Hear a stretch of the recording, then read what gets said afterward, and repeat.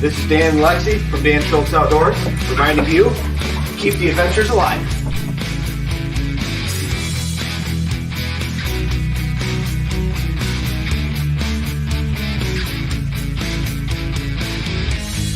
Hey y'all, I'm Johnny. And I'm Colleen.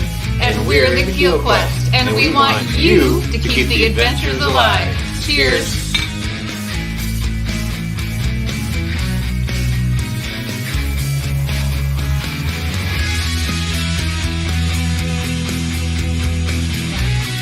Hey, this is Darren from Ride Paddle Repeat, encouraging you to keep the adventures alive.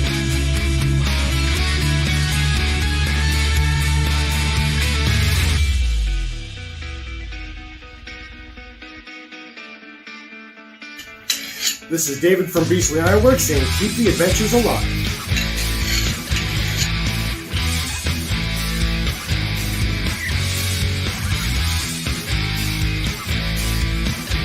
I'm Jay. Let's go. From Jay's Way, keep the adventures alive.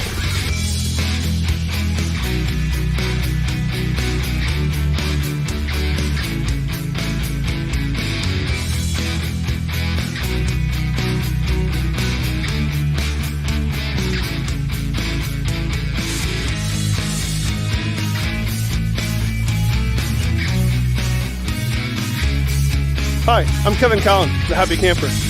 Remember, keep the adventures alive. Awesome!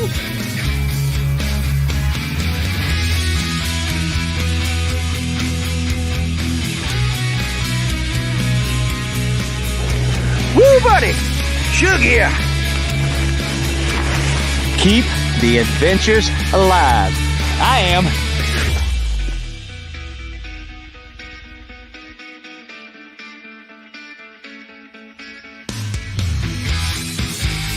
Ethan here, the avid outdoorsy guy, reminding you to keep the adventures alive.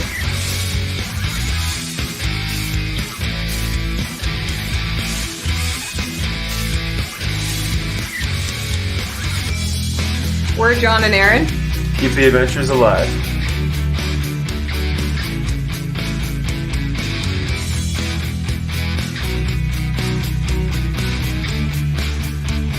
Hey everyone, it's Kylan from Lure of the North, and I encourage you to keep the adventures alive.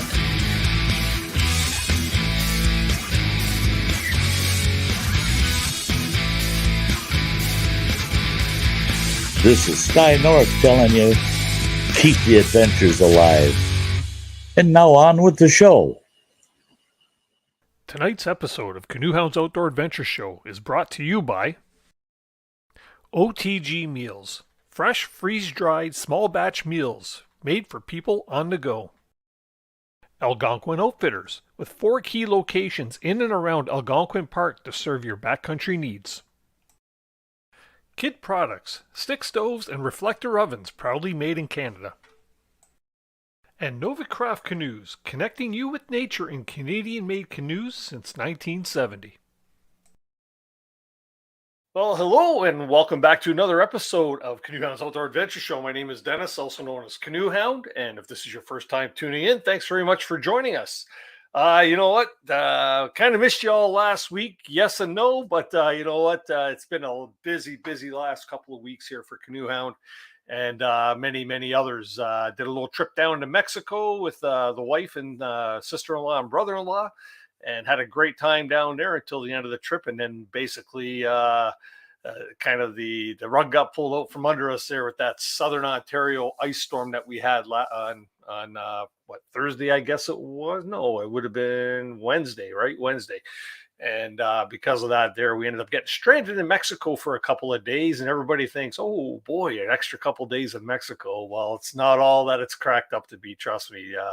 There's a lot of uncertainties when you get stranded in another country, when you have no hotel room, no transportation, and you're not sure what the airlines is going to do with you. So that got us home very late on Friday morning when we were supposed to be home on Wednesday. And you know what? No rest for the wicked, because right away it was off to the Toronto Outdoor Adventure Show, which we will be talking about tonight. You know what? Because there wasn't too much time for me to actually plan for this week's show, I thought I would do a bit of an open forum, and we got some some people that were at the show. We're going to share a few of the adventures and tales that we have from this weekend show. It was a rather good show, I'll tell you. It was, I had a blast. I honestly had a blast, and I never heard anybody say anything different.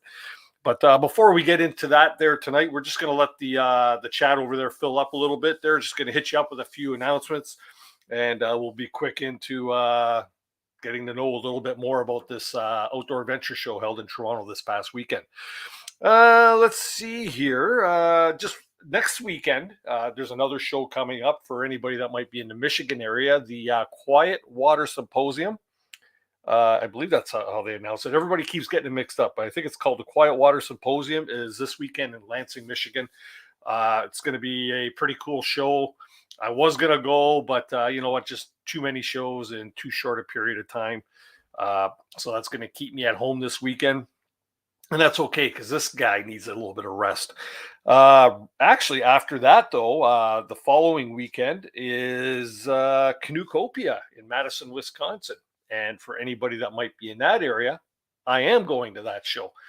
So myself and my good friend Ingo from Kid Products will be going down there, and we're going down there to be tourists. We're just going to walk the show and see what's out there and available, and see what North America's largest paddle sports show is all about. Never been. We were supposed to go a couple of years ago, and then that got squashed by the pandemic.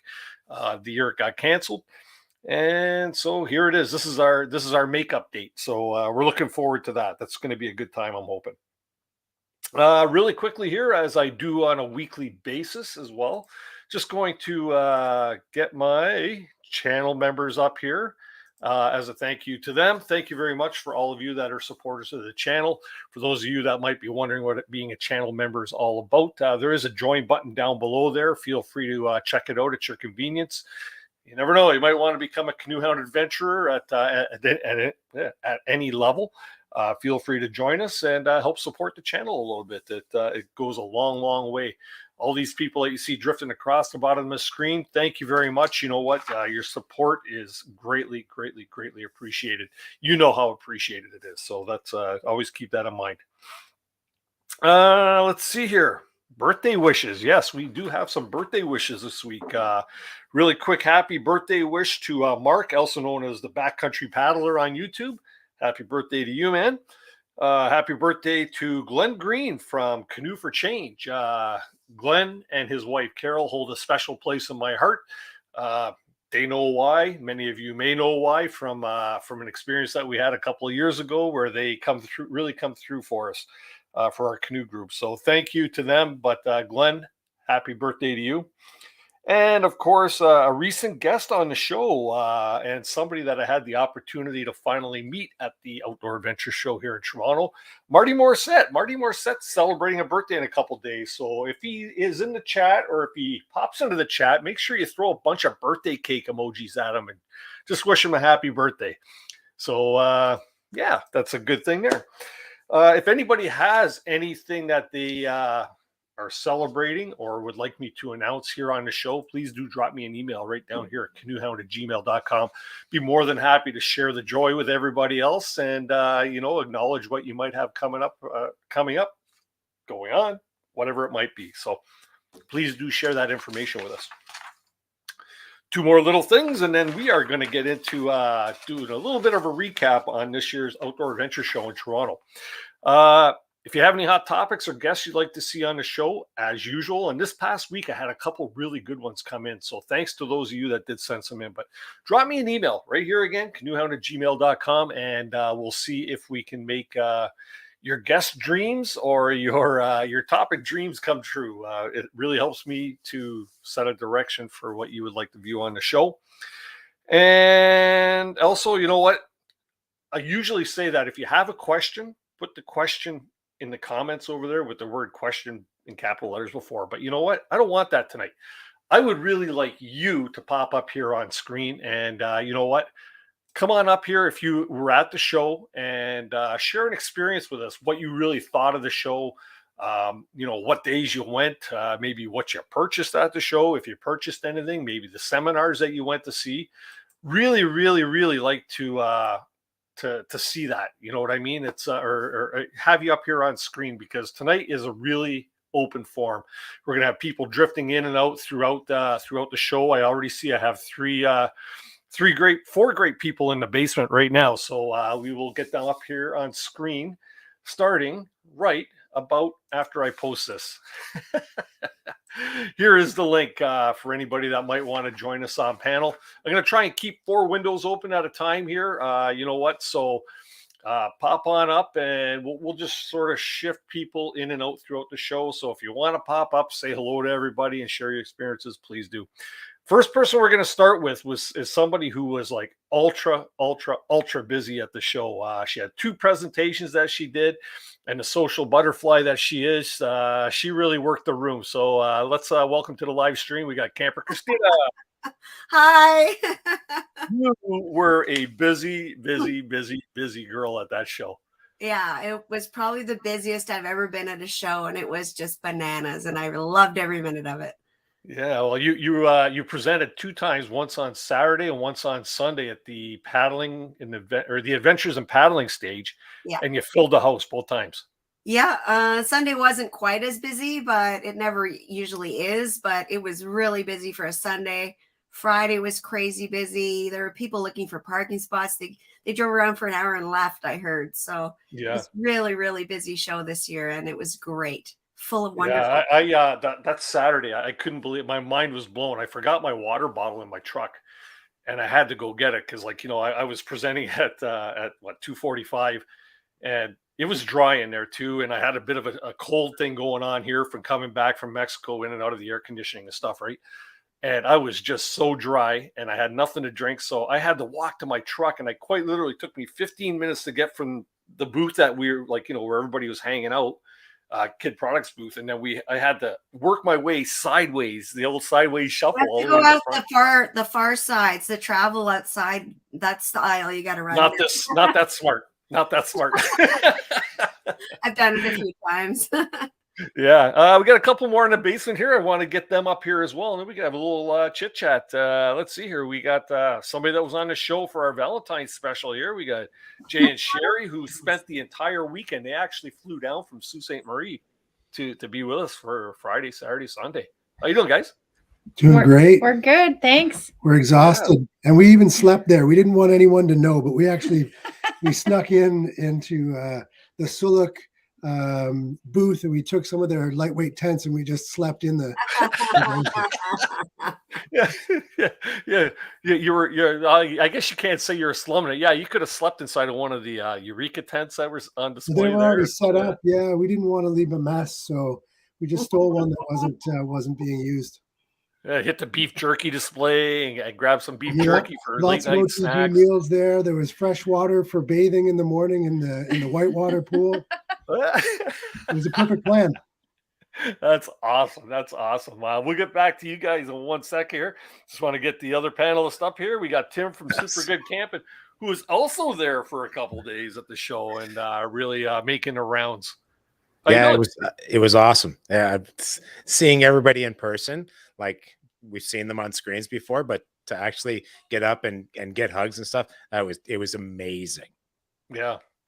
I think you know what, us speaking, all of us being YouTube content creators and stuff like that, and this being in our geographical area, right? It really gives us the opportunity to meet up with the people that we follow and we watch on the show here and on your podcasts and stuff. And it's so cool to actually get there and meet everybody. And we're all just normal people, right? And it's just a big gathering, like a family gathering almost, right? Yeah, it was like meeting your chat in person. Like, I know that's what the show was. It was. Yeah. So what about Jay and Sherry? Like, what did you guys think of that? Like, is this your first event that you've gone to of this sort? Yeah, this was our first time there. We weren't sure how big it was going to be. It was pretty big. We were excited to be there, and then to meet people in person was phenomenal. Yeah, it's a weird thing because you feel like you know them because the community is so so welcoming and loving. Like Christina, like you say, the social butterfly, you guys just bring people together. And yeah, so you kind of already feel like you know these people, but you've never actually met them. So it's a surreal feeling. And it was really neat. Yeah. I wasn't sure for the longest time if Marty Morissette was a real human or if he was like a CGI, you know what I mean? Yeah, right. I touched like you him. say, it's so exciting to meet people like that, right? Like, you follow them and stuff, and yeah, you get to see them on here. But when you actually get to see the person, like when Xander Budnick shows up, right? I didn't realize Xander's like 6'3" or 6'4", right? It's like, hey, bud, how you doing? Yeah, the scale is all off when he does all his solo trips, or if he goes tripping with John. They're both giants, so you can't see the scale. Yeah, yeah. No, that's funny. What about you, Christina? Like you have a great following of people.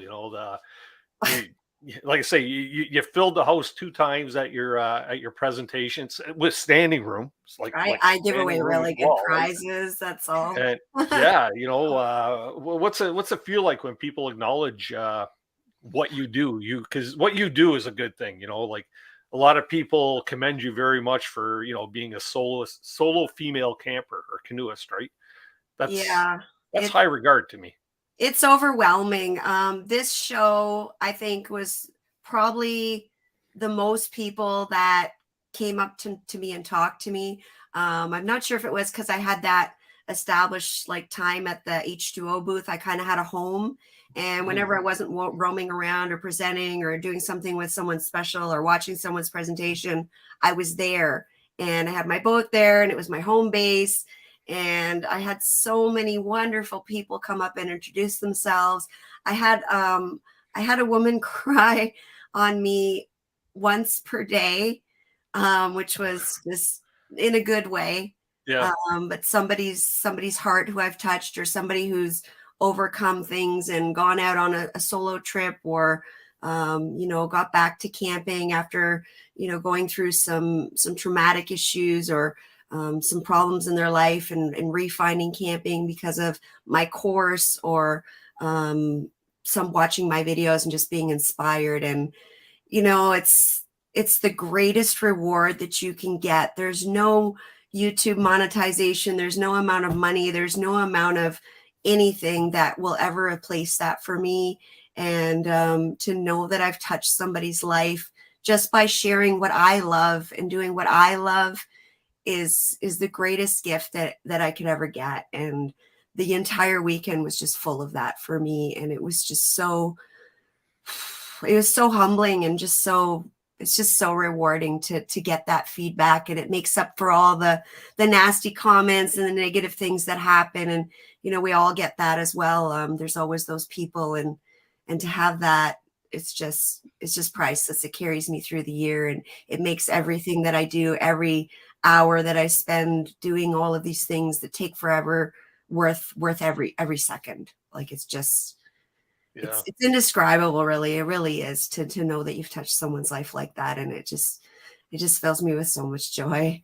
Yeah. The interesting part too, is you told me just chatting the one day, when I you're offering to give me a hand with how to do my presentation, or how to set it up type of thing, right? Yeah. And you had mentioned that, you said, yeah, you know what, I've been working on this since like my summer trips. I'm on my trips, and I'm getting shots for the presentation. So like you're long prepared for this stuff. You are one of the most organized people I've ever seen when it comes to this stuff. I have to be, because there's just so much going on. Like people are like, I don't understand how you publish a video every week, and you go on a trip every other week, and you do presentations, and because I've got to have everything just like down pat. And like right now is when I'm starting to think about what am I going to present on next year. This was my 5th year presenting at the Outdoor Adventure Show, and that was huge for me. And I was recognized by the creator, Fred Cox, came up and he watched some of my presentation on Sunday, which was amazing. And I I want to say I have it down, but I like to be prepared. I don't want to show up and have all these people there to see me and then not have an idea what I'm going to say or how my presentation is going to go. So I prepare it early, I rehearse it, and I do the best that I can because I want to give people, everything that I can give them. Well, you did very well. You captivated your audience, and heck, they all many of them walked away with swag and everything too, right? So yeah, awesome. It was good. Really quick here, I just want to acknowledge that the birthday boy, or one of the birthday boys, just popped into the live stream here. Everybody throw a birthday cake at Marty Morissette there, because it's his birthday in like 2 days. Happy birthday, Marty! Yeah, happy birthday, brother. Nice to meet you. You know what? I'm going to go really quickly through the chat list here and just acknowledge some people that I met at the show that I may or may not have met before, because there were so many people, like Marty Morissette, met him at the show. Good old Kevin Callan, who's in the chat. You know what? He was right beside me the day that he was there on Saturday, and him and I hardly spoke a word the whole time because the show was so busy. He was signing books, and he was, and I'm talking like we were shoulder to shoulder, and we hardly had the opportunity to once in a while, like, turn around, poke fun at him, and he'd say something to me, but that was about it because we were so enthralled with meeting different people, including yourselves, like Jay and Sherry and Tim. It's the first time that I met you and Pamela in person as well. But just going through the list here, I see we got Paddleheads here, we got Marty Morissette, the chat's going on me here, Evan Lefebvre. Nice. Let's see here. Where did it all go? Tense and Timber were there. They were on the show a couple of weeks ago. Yeah. Darren Davidson Outdoors, who I actually owe an apology to. Darren popped over to say hi to me, and I somehow got sidetracked. Like somebody started on this side of me when I was talking to Darren, and when I turned around to talk to Darren again, gone. And it's like I felt so bad. So Darren, if you're still in here, I see you're in the chat there. My sincere apologies for not having a longer chat. It was so hectic there, and you were in my mind because I felt so bad when I turned around and you weren't there again, right? But that's just the way it was at this show. It was so busy. Everybody was tugging at you from left, right, and center, right? I'd like to apologize as well to all those people I didn't get to meet. I got a couple of messages. You were too busy, and I'm just like, I'm so sorry. It's hard. Yeah. It's really hard to juggle it all. Sure, it was just an incredible show. So, Tim, let me ask you now. You do a podcast, so your face isn't out there as much. Did people recognize you, or were they recognizing you, or was it just you were catching people, or how'd that work for you? No, mostly I was fanboying, walking around like Camper Christina, Freaks of Nature, Marty, all of that. So it was awesome for me because I'm a voice. I'm not a face. Unfortunately, we do put them out on YouTube. So some people do. I had a couple of like, hey, Tim's, shoot, who, what? Because I was doing the stealth mode thing. So it was, you know what? It was really cool for me to, as one of the fans, I just enjoyed walking around, seeing all the presentations, watching yours, David Bain, Kevin's, oh my goodness, Sean Rowley, like everybody was just, it was such a, it was so cool. That's what I did was I visited booths, bought stuff. Shh, don't tell Pamela. And then went around and did another presentation, watched another thing, grabbed a crappy hot dog and grabbed a bottle of water and bugged out and met some more people, met the Saturday night thing that some people arranged was amazing. Seeing everybody in person, like and as pointed out, that they're on a screen, and then you go out and you meet them in person and you get that hug, and it's exactly the hug that you expected. They're the people that you think they are. It was so cool. There's a sincerity about it, right? There is. Everybody's. Yeah. We're all doing the same. We're all doing it for the same reasons, and we all sort of have the same sort of moral thing about it. Yeah, I'm doing them for the rest of my life. That's it. Like, He's sold. You're lucky you only live like a half hour away from the place. well, yeah, right? there is that. Yeah. I'm looking forward to this going on again when I go to Canoecopia, because now there's a whole new bubble of people, right? You know, the Jerry, well, I've met Jerry Vanderveer, but like, you know, there's a whole crew of people that go to Canoecopia that I've not yet met, that I'm really looking forward to. Like CW Getz, for instance, going to be sitting down with him and doing a little live podcast with him and stuff like that. So I'm really looking forward to doing that, because I always tell him, I say, you're like a brother from a different mother, man. Him and I got so much in common, right? So yeah, cool. Yeah. Jay, Sherry, like, how was it for you two? Like, you flew down from Sault Ste. Marie. Don't be telling people we're all bougie flying around, man. We had points, and it's really cheap. We fly down on an old Beaver from the Sioux here. And if you all pedal real fast, you get here quicker, right? Plane, man. Yeah, no, it was cool. We just jumped on the mail run. But yeah, no, it was surreal for us. We were super stoked to be able to meet these two beautiful people on the screen. Well, three, sorry. Dennis, you're still a person as well. Thanks for including me. It was great to meet all the beautiful folks, and like Tim was saying, like-minded people, right? So you're in good company. You can talk about things that basically anyone around you is going to love.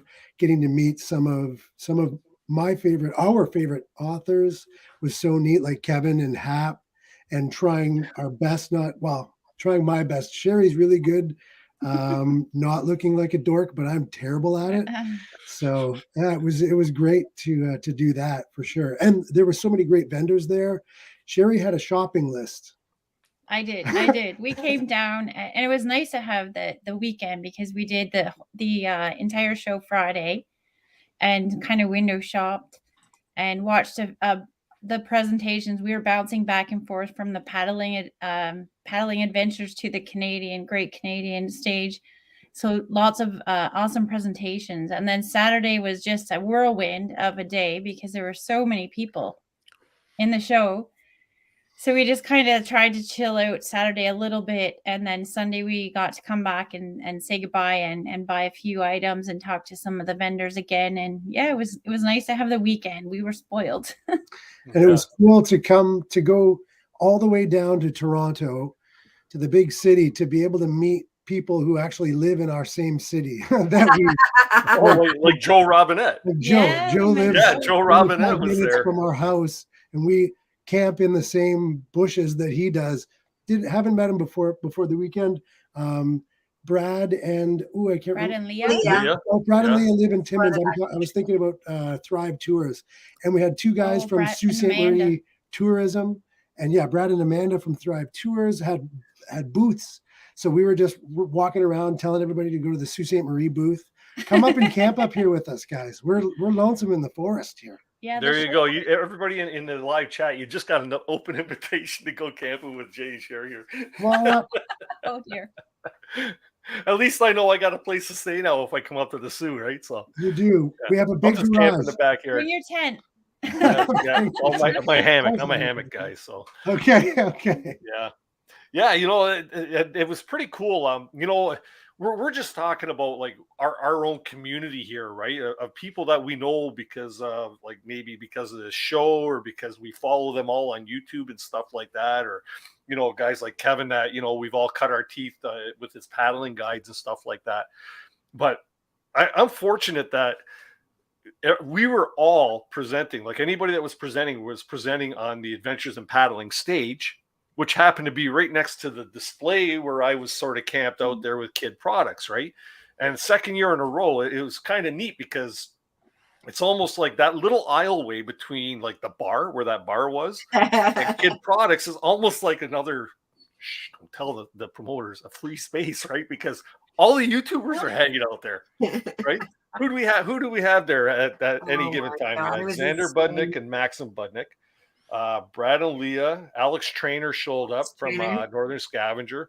All of us, Timber, Brittany and Tunis, Marty Morissette, Marty, Tosh Posh, Posh. Oh, yeah, Robinette. Posh, yeah. Robinette, and if we forgot your Colin. name, sorry, but there's like just so many. You probably had a good 25 at any given time, all in that one encompassing Dutch circle. Explorer, Kuhn. Yeah. Cohen was there. Oh, who's the tripping and trekking? Jason? So it starts with a J. Jamie. Sorry. Yep, he was there. Darren was there from Ride, Paddle, Ride, Repeat. Paddle, Paddle, Repeat. Repeat. Yeah, Darren was there. So yeah, it was just like it was our community.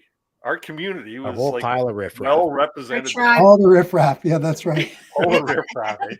It was like the Rat Pack plus this time, right? Okay, we And see it was some fun. people in the chat are saying like, coming up to Algoma, we're doing like, come on up, gang. There's lots of room. Yeah. It's a There we big go. backyard. It's a big backyard we have, and we can actually see the St. Mary's River from right where we're standing. So lots of great paddling right here. You could portage from our front door. We do portage from our front door to the St. Mary's River. Some of the best fishing in the world, according to Ernest Hemingway, not my quote. So let's set a date now. Okay, the symposium. That's awesome. Yeah, and something else I thought was really cool, and it happened. Well, not happened, but it was on Saturday. I come walking in. I got to my display. The first two people I seen were Jay and Sherry, and then 10 minutes later, Brittany and Tunis come walking up, and then Alex and Jess from Tents and Timber come. They were off to the side there. And it's like there was my last show, right there. Right? Yes, that is So true. all the guests from the Valentine's show or the couples show were like right 1, 2, 3. To me, that was so cool. It was That like, was wow, cute. this is awesome. We felt the love, man. Yeah. So, Christina, what was your favorite part of the show? What did you enjoy most? The people. Yeah. The people were first for sure. Talking to everybody and getting to meet so many people who belong to the tribe and who are like-minded, and just being able to talk as much as you wanted to about all the things you love, and having everybody totally get exactly what you were saying. And the second thing was, of course, getting my brand new canoe. Yeah. That's funny because Ingo and the boys at Kid Products said you were on Friday. You're portaging. I was portaging it around the show. I was like, look at my boat. Look at my boat. I got to send you the pictures I took of you with you doing the Vanna White over your new canoe. Yeah, it's a really nice. She got a brand new, really nice H2O. I made a Tell us video. about it. It's going to go up on YouTube tomorrow night, and it'll be published there. So it's just a short little video, but I had to do it because it's just so a pretty boat. Yeah, so pretty. It's Then I had to gorgeous. stash it, and I had to get home Sunday night, and I got here at 8:30. I was exhausted. I helped Hap and Andrea pack up their booth. I helped H2O put some stuff away. Then I had to put the canoe up on the car. I'm driving home in a snowstorm. When I hit Barrie, the snow was blowing sideways, and I'm like, oh, this is great. And I'm tightening the straps on the canoe at the gas station, and this guy's like, little windy and cold to be out in a canoe, isn't it? And I'm just like, yeah, well, And then I got home, and I was like, I didn't know how I was going to put it away because I have a 6-foot snowbank in my driveway. And I brought it into the house, and I stuffed it in the spare room and shut the door. And I was like, see you in the spring. Oh, I did the same. Been with there, the nice kid. and comfy, cozy, waiting for me. Yeah, for sure. Yeah, just want to say to everybody in the chat there, I have posted a couple times the link. If you'd like to pop up, I see some new names in there, a couple of campers and people that were at the show. If you want to pop up on panel and just share with us what you thought of the show, what were your favorite? Well, we won't pinpoint anything, but some of your favorite presentations that you may have watched, or some of the sweet swag that you went home with and stuff like that. We'd love to hear it because it was a good time. I see we got Evan Lefebvre in the basement here. I'm going to bring you up. We'll get as many as 6 people up here on panel. Evan, you're on mute. But, there you go. How you doing, bud? We're doing good. Good. I tried to embrace my inner Dr. Nature for this one. I wanted to add a little bit of theatrics, so I went around with my girlfriend and filmed myself being all stupid at the show. But it was great to meet everybody. Yeah, it was finally awesome to meet you, and thank you for the gift that you provided me with there. That was incredible. Thank you. No worries. Yeah, Evan carved me a spatula because he had heard that a squirrel stole my spatula on my big canoe trip this year. But Evan, you didn't give me the little Mio squirt that he stole too. Oh, shoot, I forgot about Mio. I don't know. I didn't ask what flavor, so we'll have to check for next time. Yeah, I was so disappointed. So I only used the Mio iced tea, like an iced tea flavor. Usually the Lipton's ones because they're I think the best ones, anyways, in my opinion. I think but we yeah, have a similar taste. the only thing we could figure, I know one of my canoe partners isn't going to take it, but my spatula went missing, so it must have liked the eggs that might have been flipped over with it or something, and my Mio squirt bottle was gone. It's like, what the hell. The The spatula I gave you may or may not have a little bit of butter on it, so the squirrels, they might go for that too. So you might need like maybe we need a little leather case from Freak of Nature to hold the spoon and spatula. Speak of leather things from Freak of Nature. Check this out. Brittany did me a dangler sheath. Oh wow, Brittany, I know you're out there, and I'm gonna go full screen here for a moment, but this thing is knock it out of the park. Absolutely dead gorgeous from Freak of Nature Co. Oh my gosh, More knife fits in there perfect. Hun, you knocked it right out of the park. I'm glad the video that I posted on Instagram didn't hear me what I actually said in your ear when you gave that to me, because I told her you knocked it out of the effing park. Beautiful. One talented lady there.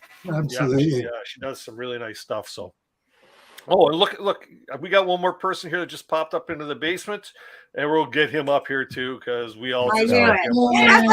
Had to Almost come birthday eventually. boy. What's up, buddy? Dude, should we sing him happy birthday, everybody? What do you think? Oh, if you're gonna do this, I want 5 harmonies. Right now. 5 harmony. Hey, you know what? If we're not on our timing, you might get that. I'll go get my guitar in the key of C, everyone, okay? Maybe we'll just let Jay do it. There, he's the one with a good voice on panel here. Good call. How's everybody doing? Evan's got one. You gonna do it, Evan? Play it, man. Didn't we actually learn how to do happy birthday recently? Stevie hiding back there. Hi, Phoebe. Oh yeah, Phoebe's here. Phoebe's watching from afar. Like from Friends or the cat? Oh wait, it was a bird. Oh, that's awesome.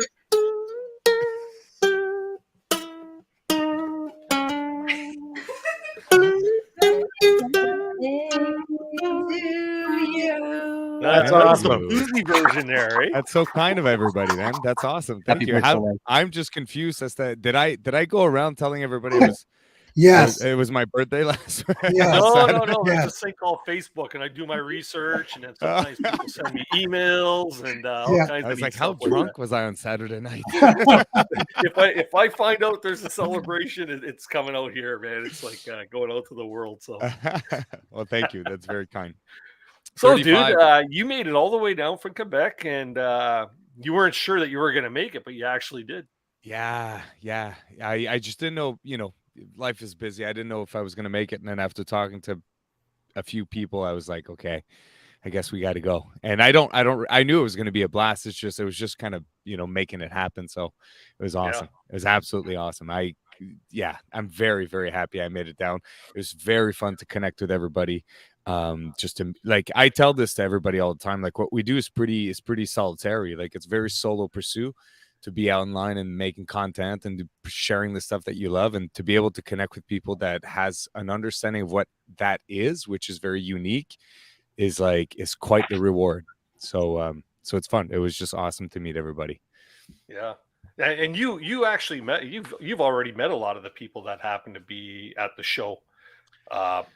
Because you've done camp out with the big group there and stuff. Yeah, like I did different. Like, I've had the opportunity to do collabs with different people. Max and Xander and I went out before, and then the camp outs with bigger groups. And I I believe a lot in the power of community, so I try my best to get involved in it as well. That's, I like to come up here and say hi to people, and I like to.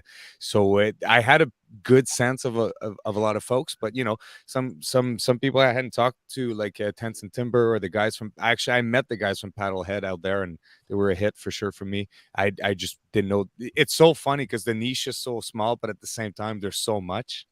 Right. You know what I mean? And so that was fun to, I didn't know the boys before then.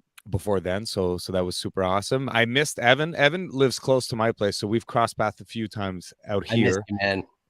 But Mike, yeah, I saw we were- I saw that hat. You were wearing that hat too around, and I said, oh, I'm going to try to chase him down eventually. And then I turned around, you were gone. I texted you, you were gone. we were conflicted. Phoebe and I were like, do we, stay for the rest of the show, or do we go? We had a little winter camp plan, so we did a little winter camping there at Silent Lake, and we had a really nice How time. did that go? You mentioned that you were going, yeah. We had a great time. It was really nice. Yeah, there was like it was nice to go from the community we were at. It was my first time in a big show like this, and just so much love around in this community. It was really great. And so we head off to Silent Lake, and we get there, and there was probably 5 to 7 other hot tents all around. There's like little teepees, and there was some eskers and some prospector tents, and they're all then glowing at nighttime. So like we were just kind of walking around through the park, and luckily it was nice and quiet too. Everybody was nice and chill. So everybody was at the show. Yeah. Thanks, Dave. Enjoy that sticker. There were a lot of stickers floating around the show, weren't there? There were. I was so surprised. Whenever you meet up, it was like, oh, you can have a sticker. You can have a sticker. Yeah. It was like trading pogs or something. I think Darren from Ride Paddle Repeat wins the prize though, for best presentation for stickers. Walking around with a little barrel he got from Recreational Barrel Works, and he is just having the stickers put right on there. It's like genius. Great. And then he had something to carry all the stuff around in too, right? Yeah. So did anybody break the bank at the show? Did anybody go home with like how did you carry stuff? Yeah, well, home, the $12 beers at the show were pretty expensive. That's where I broke it. Okay. There was beer at the show? Well, yeah, the bar was right. Not by the end. I drank there too. Nice. You got the nice. Oh, sweet. I meant to pick that up before I left, and I forgot, but I'll have to order it. It looks like a great product. Yeah, and Evan did the artwork, didn't you? Yeah. Oh, that's so sick. That's so awesome. Yeah, no, it's a beautiful, it's a beautiful thing. It held our boarding passes on the way home. That's dry as a bone when we got home. Wow. I was kind of crapping myself because I seen everybody walking by with those map cases, and I wanted to get one. And then somebody towards the end of the show says, "Oh, he's all sold out." It's like, no. He had brought. Now we're gonna have to wait. The first day they brought 6. The store brought 6. Yeah. Oh, wow. So they sold Andy's. We got there pretty early Friday. He was already sold out. We were like, what?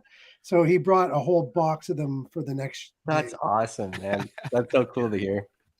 I'm happy for Andy, man. Andy deserves that for sure. Oh, Like, that's incredible. I highly Sunday rolls around, and I go down to see Andy right at the beginning of the show. I go, oh man, so I hear you sold out of them cases. He says, I found 12 more and I brought 12 more. I go, now you have 11. So, yeah, that's all right. We got a couple more people drifting into the basement, so we'll get a couple more people in here in a bit. So if anybody has to leave, I'm not telling everybody to go. Stick around, people. But I got to record a podcast shortly, so I'm happy to bail out. I'm so thankful for the show and to meet everybody and all the presentations. And I came home with a twin blade for my new solo that I'm excited to use. Nice. Oh my God. I'm going to move in next year. I'm going to go Friday.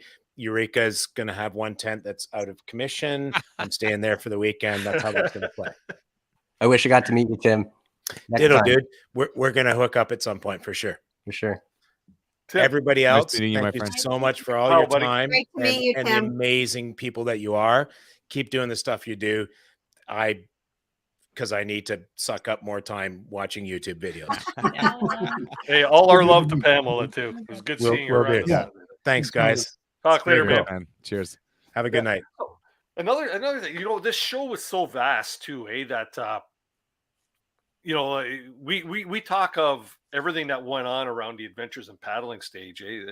They had the Best of Canada Theater, which had some great presentations. Hap Wilson was there. Survivor Man was there. Kevin Callan presented there on Saturday. And a number of other great presentations that, unfortunately, I didn't get the opportunity to see. As a matter of fact, I probably wouldn't have seen any presentations if I wasn't located at the Kid Products booth, thanks to this guy that just popped in, right? But you know what? We were right at the right spot where, when you weren't talking, you had the opportunity to, at least within earshot, to listen to a presentation that was going on. So that's about the best I could do at the show. I got to answer my pants. I have a hard time sitting down for 2 hours doing this, let alone at the show, right? So, yeah. Ingo, how you doing, buddy? Not bad. And yourself? Not bad. Good turnout at the show. For you as a vendor, must have done pretty well. As a vendor, yes. All the vendors were very, very happy with the first couple of days, Friday and Saturday. And Sunday was very busy too for Sunday. So, thank you to everybody who, attended the show and certainly stopped by the booth and chit-chatted and bought some products, obviously. So, it was great. And it was nice to be the hub for everybody. And it was just awesome. Yeah. Yeah.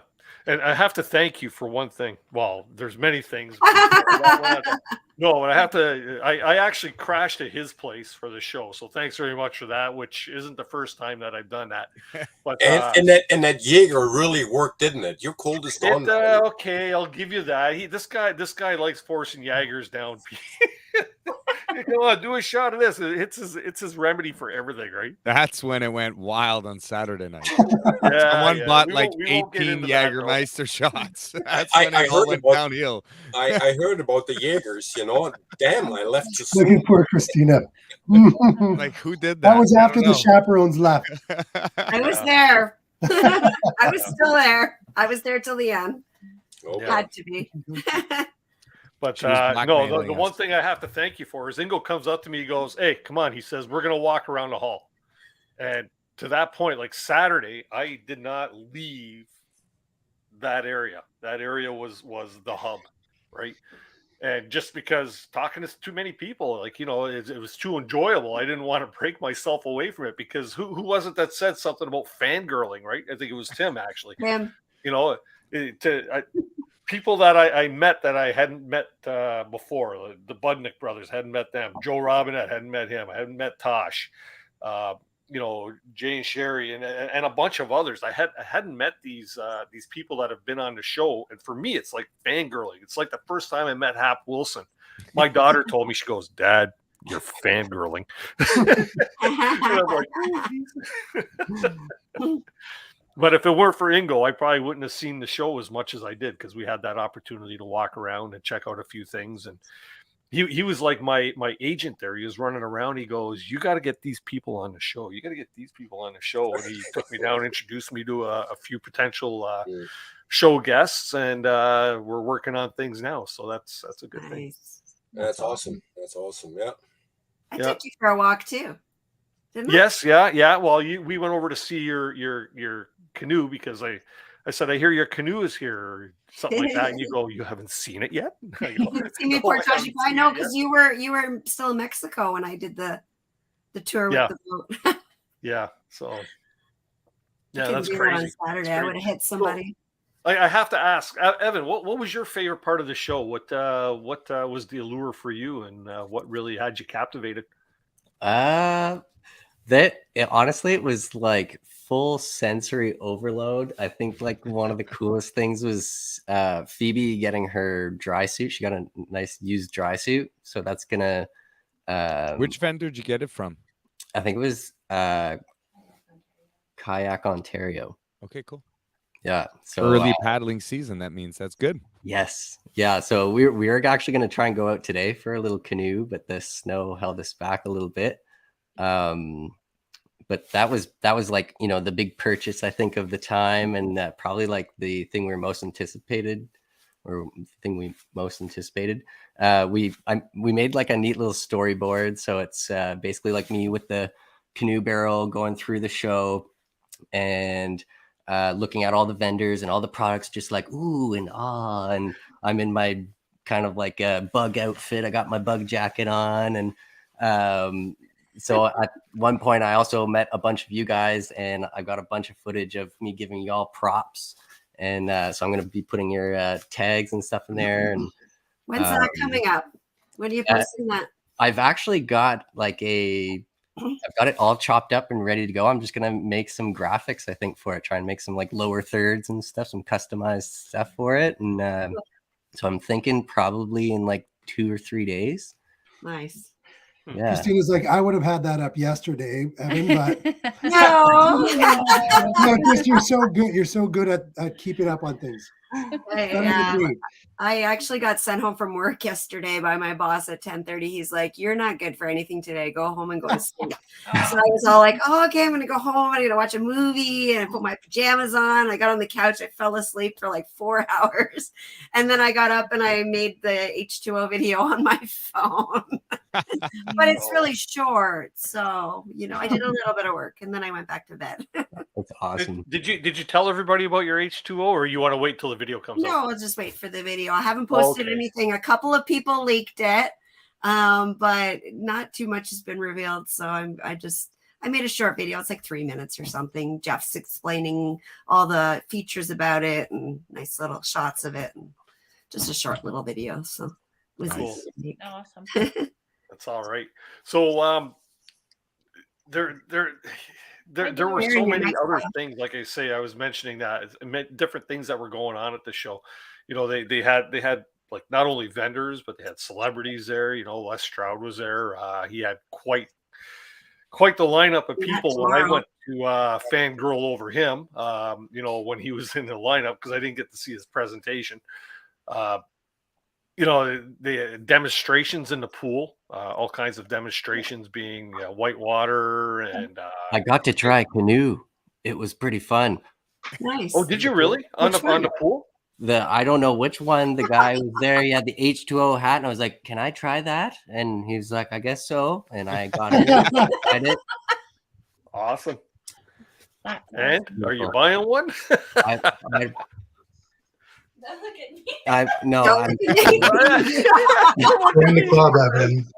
H2O's double checked. They're just like, "Oh, she's still here." No, yeah, no, we're not buying it. We're not buying it. Yeah. You know what? I haven't welcomed Darren to the live stream. Darren, how you doing, bud? Good, thanks. Great to see everybody. I guess you and your brother really enjoyed the show. Yeah, he did. It was his first time there, so he's a bit more like quiet and reserved, but he loved it, and seeing everybody that I kept talking to him about the whole time. Now he's like, "Oh, that's who that is." I'm like, yeah. Okay, incredible. And you were showing it there, but I'm gonna put you full screen. Show us what you got at the show. Oh yeah, this is a 20-liter barrel, which worked out great because still room for stickers, but you can sit on it. The only thing I didn't do was fill it up at that bar. Maybe I should have, because Marty was right about the price of those beers. Yeah, well, you should. Actually, Jay and Sharon though, that was cool at the bar. So I was walking around with a 60-liter barrel, and some older guy came by to me. He's like, "You should fill that up with beer and put a straw into it so you walk around and drink from it." That's a good idea. Was that me? Did I say that? Thanks, Dennis. That's something I would think about. You know, I had the best offer ever. I just walked over by the bar because I was going to check to see it. Well, I kind of walked around to see where Les Stroud was signing autographs. Then I come back, right? And my buddy was sitting at the bar, and they had a perfect table there, him and his son. And he's like offering me, "Come on, sit down and have beers, eh?" And it's like I was on such a high. I could not sit still. I was having so much fun on Saturday. As sick as I was just like on such a high. It was like I was bouncing off the walls, right? Couldn't have tied me down. There's no way anybody was going to tie me down at this show, right? So Dave, if you're watching on Facebook, sorry, brother. We'll have a beer another time. A lot of apologies today.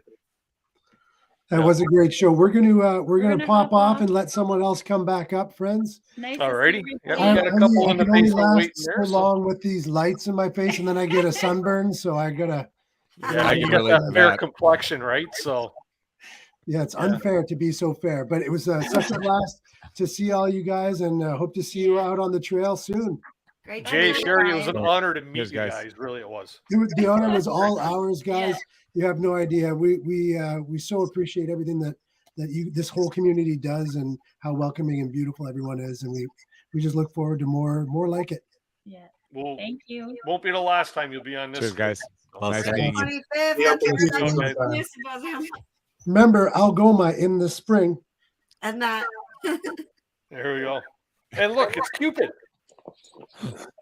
Cupid, you didn't change your name tag since the last show. How you doing, man? I'm good. I got the same cold you do, so I think you and I kissed. You know what? I told you no tongue. I'm telling you. No tongue. No, you didn't say that. You said more tongue.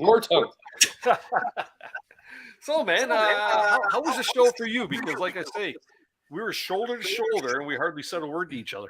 Yeah, it was crazy busy, and I usually, I've always gone for the 3 days, and this year I couldn't for a bunch of obligations I had with family and stuff, and issues and stuff. So I only went for Saturday.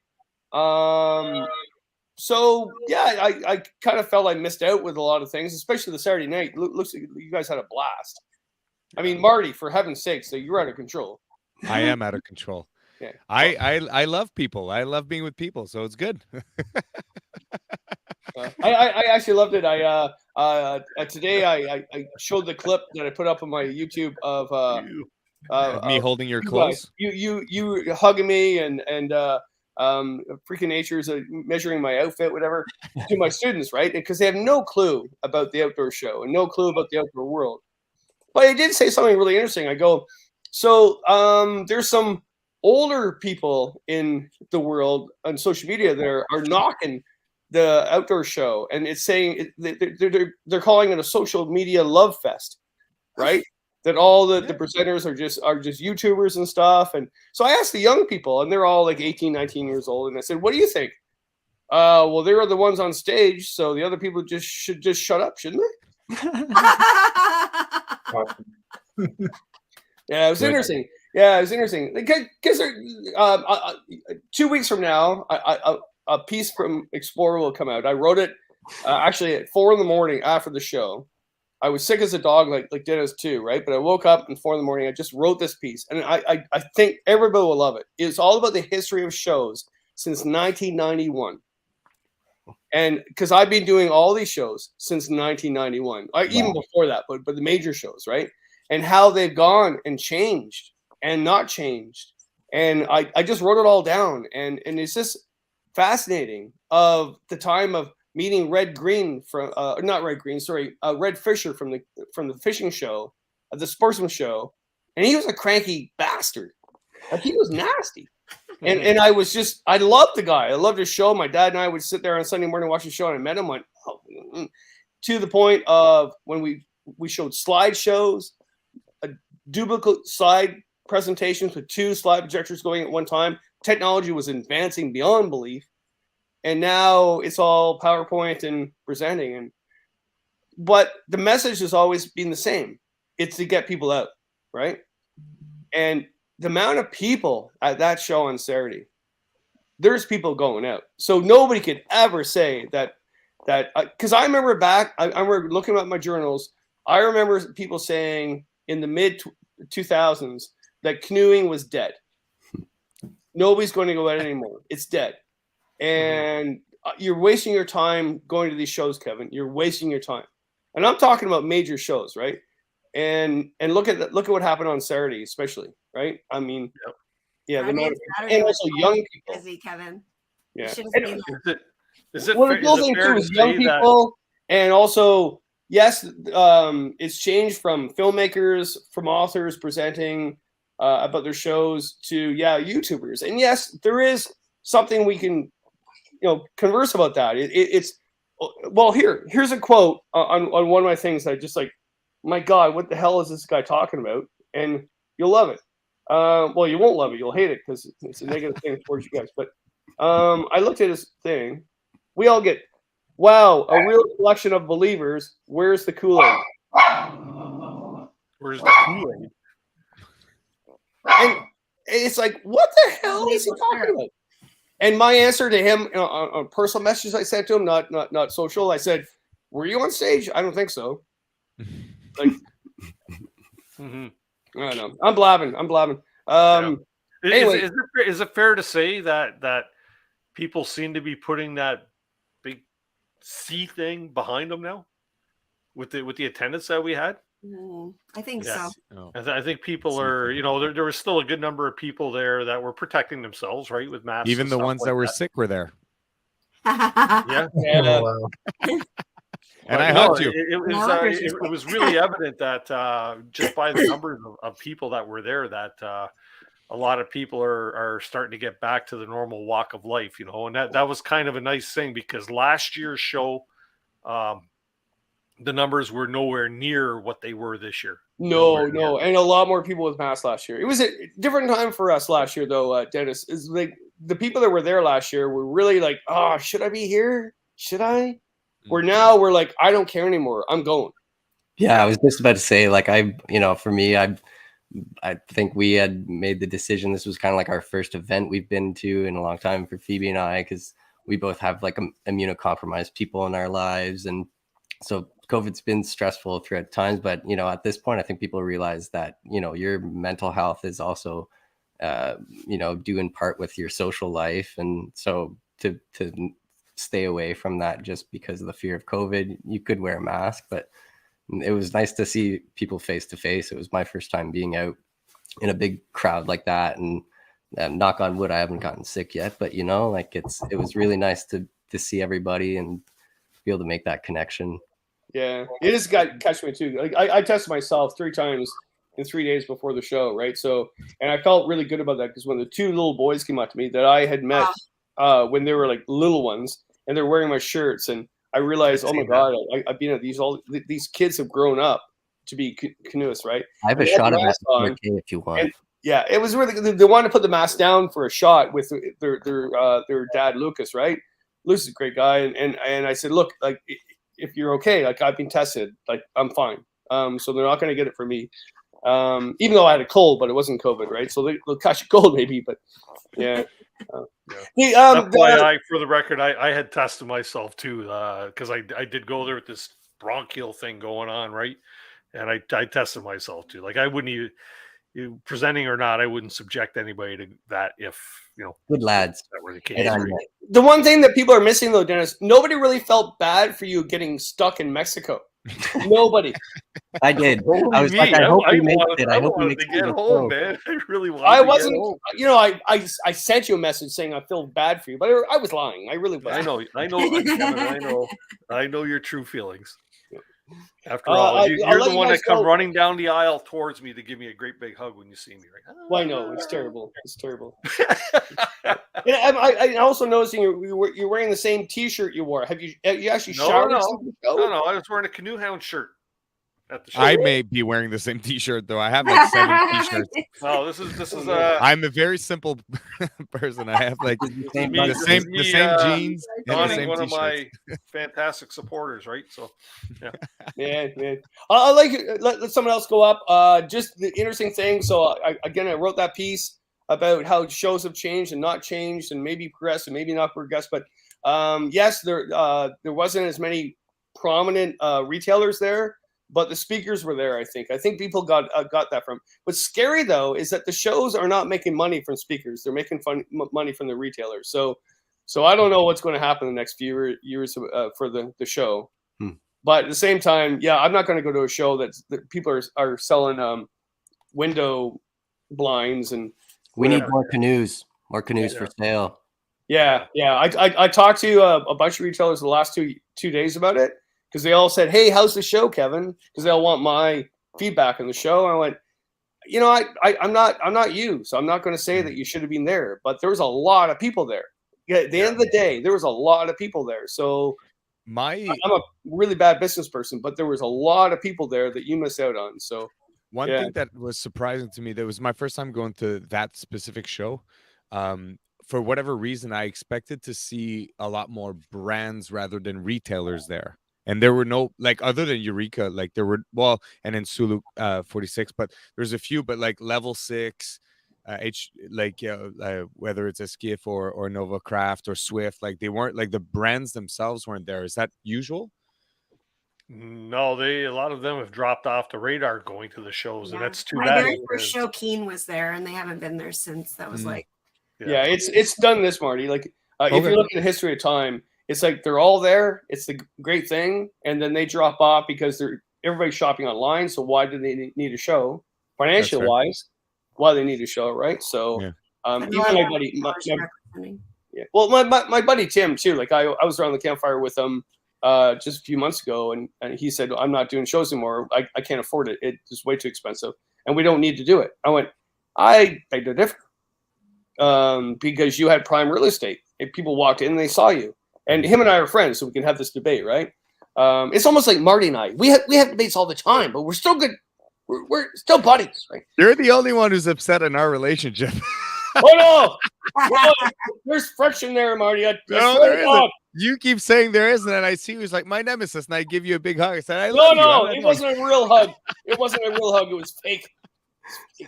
I want to know how your presentation went, Kevin. That's what I wanted. You can't go nowhere, Kevin, until we find out how your presentation. Check it out. I heard it was full, but how did it go? It was good. I wasn't nervous because my mother didn't show up this time. Thank God. No, it was good. It's odd for you guys too. You should share with us too. It's like it was odd to be on stage, right? Because I was on stage last year for the one show, or actually two shows. The rest was still online still. And here's an interesting fact that you guys would love is like, so I prefer to be on stage. But when I looked at my numbers during COVID, when I did online presentations, in 2022, I had 85,000 views during my 1.5 month speaking tour. When I traveled everywhere to do 27 shows across North America, I had 26,000. It's more exciting. Right? So maybe you're just not that good live. But if I was a business person, I would not do those shows anymore physically. But I'm not a business person. And I like being on stage and meeting those people. And it's hard to right? truly calculate the return on investment of building relationships. It's hard to put a number to that. You know what I mean? Yeah, it really is. I mean, at the end of the day, too, it's almost like the large corporations that weren't at the show. They're saying, "Well, it's not worth it." Well, is it or not? I mean, for speakers, I would not stop doing shows right now. There was a time in the late 1990s, early whatever, that we didn't do shows anymore. I started presenting at stores. So I went to outdoor stores and I did my tour at every outdoor store because nobody was doing shows anymore. Shows were dying. So this is not a new thing that's going on right now. This is I think after this year, like the comments I've received on my social from all, like I posted a lot and people are like, I think the enthusiasm of this year's organic, like it was very organic how everybody got together. I feel like next year's everybody's like, man, I wish I would have been there. So it is, you know what I mean? Like you said, maybe it comes in waves like this, but like, I don't know. It's hard to, I have a hard time seeing that next year is not going to be busier. The outdoors has definitely never been as valuable as it is now. Like therapy, it's a free therapy. Oh yeah, and like it's and one thing that's interesting as well too. Like to go back to the conversation about like filmmakers or old, like actual old, like not old, but like the older guy. I don't want to say old. The folks that used to do the presentation before that were the the adventurers and all that, and now the YouTubers being there. One of the positive thing about social media in that regards is that we reach way more people than ever because there just is a lot more of us. And in many ways, the cool thing about it too, which is a lot of like what I talk about often too, it's like I don't do 30-day trips, and I don't think it's great because most people do 3-day trips.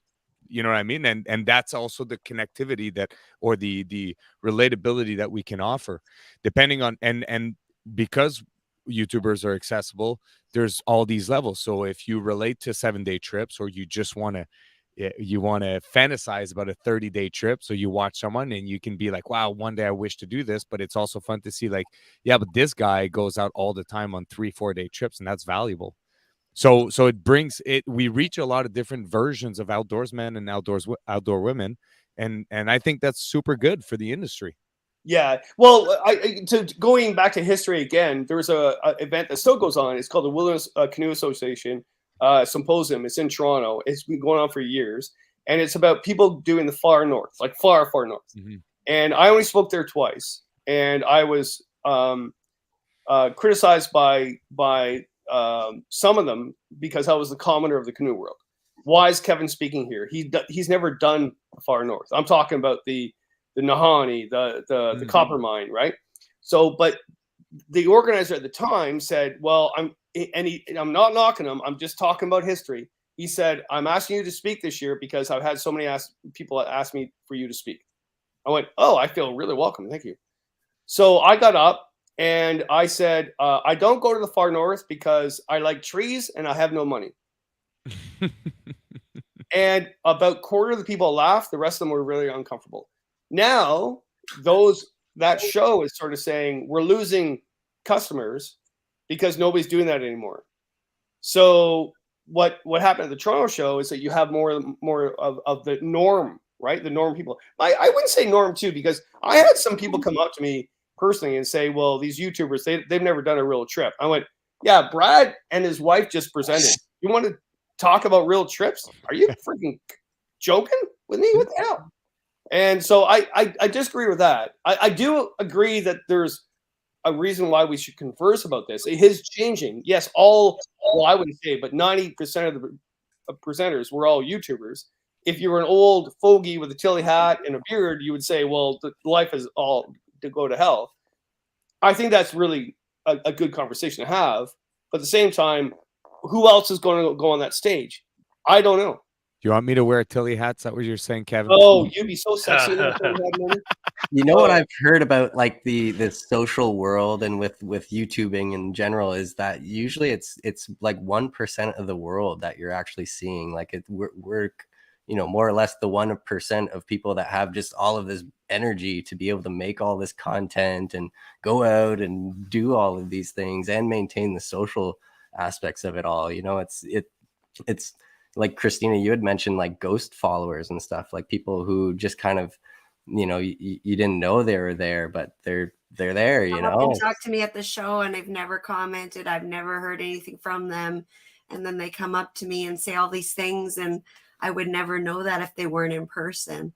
Yeah. And another thing too, if all these YouTubers, I don't think there's that many. I think there's a good percentage of other people that weren't, but that were presenting, but maybe that's part of why the crowd's growing, because we're all posting on social media constantly. We're going to be here. We're going to be there. We're going to be on stage. We're presenting. I think it was Joe Robinette that asked me if I worked for the Outdoor Adventure Show on the weekend, because he said, well, you're constantly posting about you're going to be here and you're going to be at this booth and, come to the show. And, that's part of what we do. Right. And I think why the crowd that I get is the crowd that I get, because most of those people are from my social media and they know where I'm going to be and they know where I'm going to present and they want to come and see me. So I think that's helpful to the show. Well, what you guys are saying, it's a changing world, right? Well, I actually came to the show because you posted it on social media, Kevin. Now I'm realizing, it's like, oh yeah, you posted the thing. No, I don't do that. I'm old. I don't do that. I'm old. I got to go see him. No, I'm old and decrepit. Well, there's also always been a little bit of a gatekeeper thing with the outdoors in some weird way, where we don't want people to go where we go. We want to go where there's nobody, so not too many people. And the social media definitely disrupts a lot of that. And I get that, like especially from the older folks, like like it does disrupt a lot of that. A lot of that.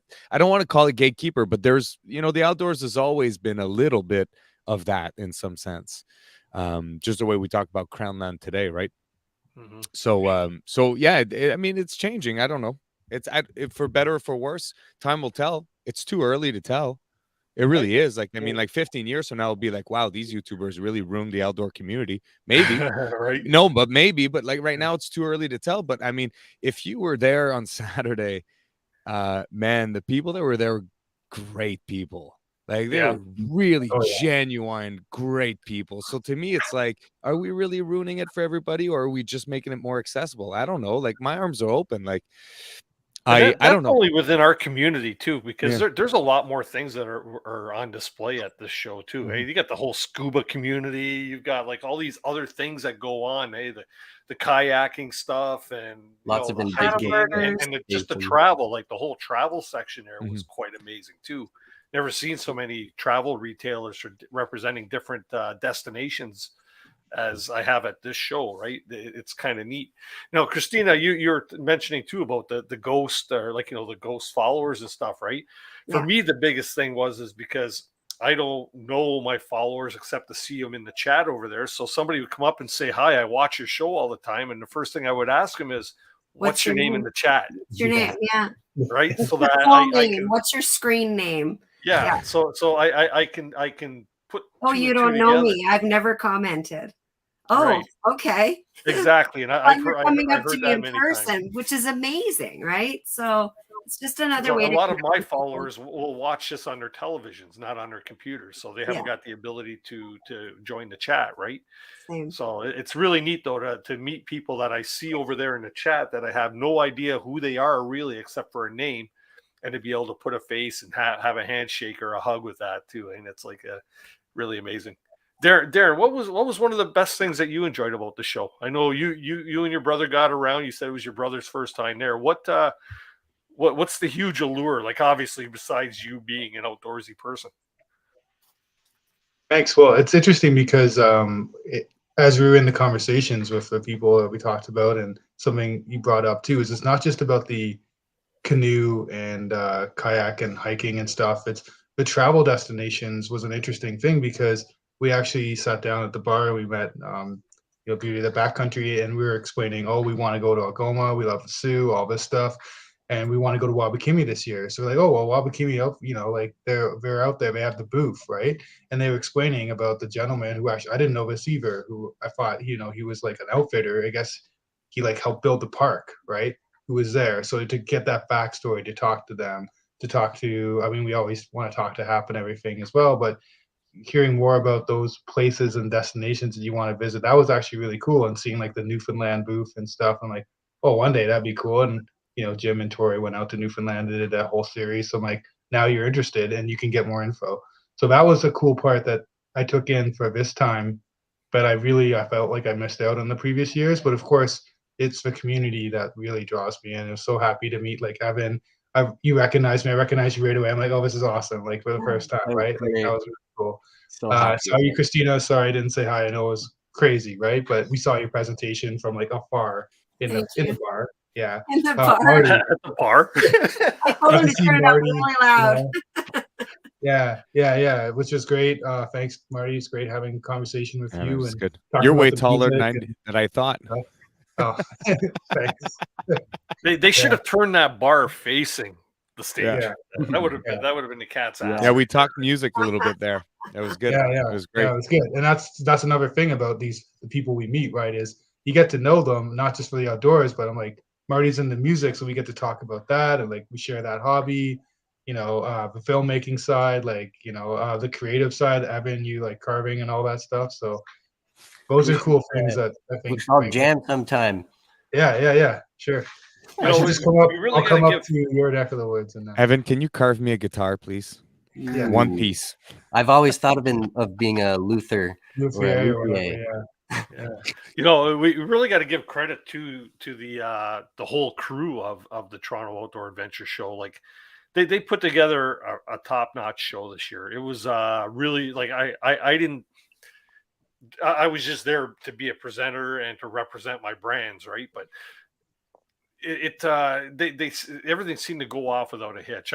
You never know what goes on in behind the scenes, but you have to give credit to Crystal and Haley and was it Fred? Is Fred's Lisa, Fred Cox, Monica. Yeah, kudos to them for putting on a first class show this year, coming out of a pandemic and stuff like that. It's not easy. It's not easy, especially dealing with so many of the bigger name brands, as we mentioned earlier, not being there to fill them voids with still quality vendors and quality, not all of it was outdoor related, but in some sense, maybe they were, Well, they have to pay the bills though too. I mean, they almost went bankrupt. If I was them during the pandemic, like what? They had no show. Well, they did have a show. It was online, but really, we can argue all back and forth about it. But there's either no show and they say, "Look, we're business people. We can't make a living on this," or they try to make it work, right? And then maybe next year they'll ask Marty to speak. You never know.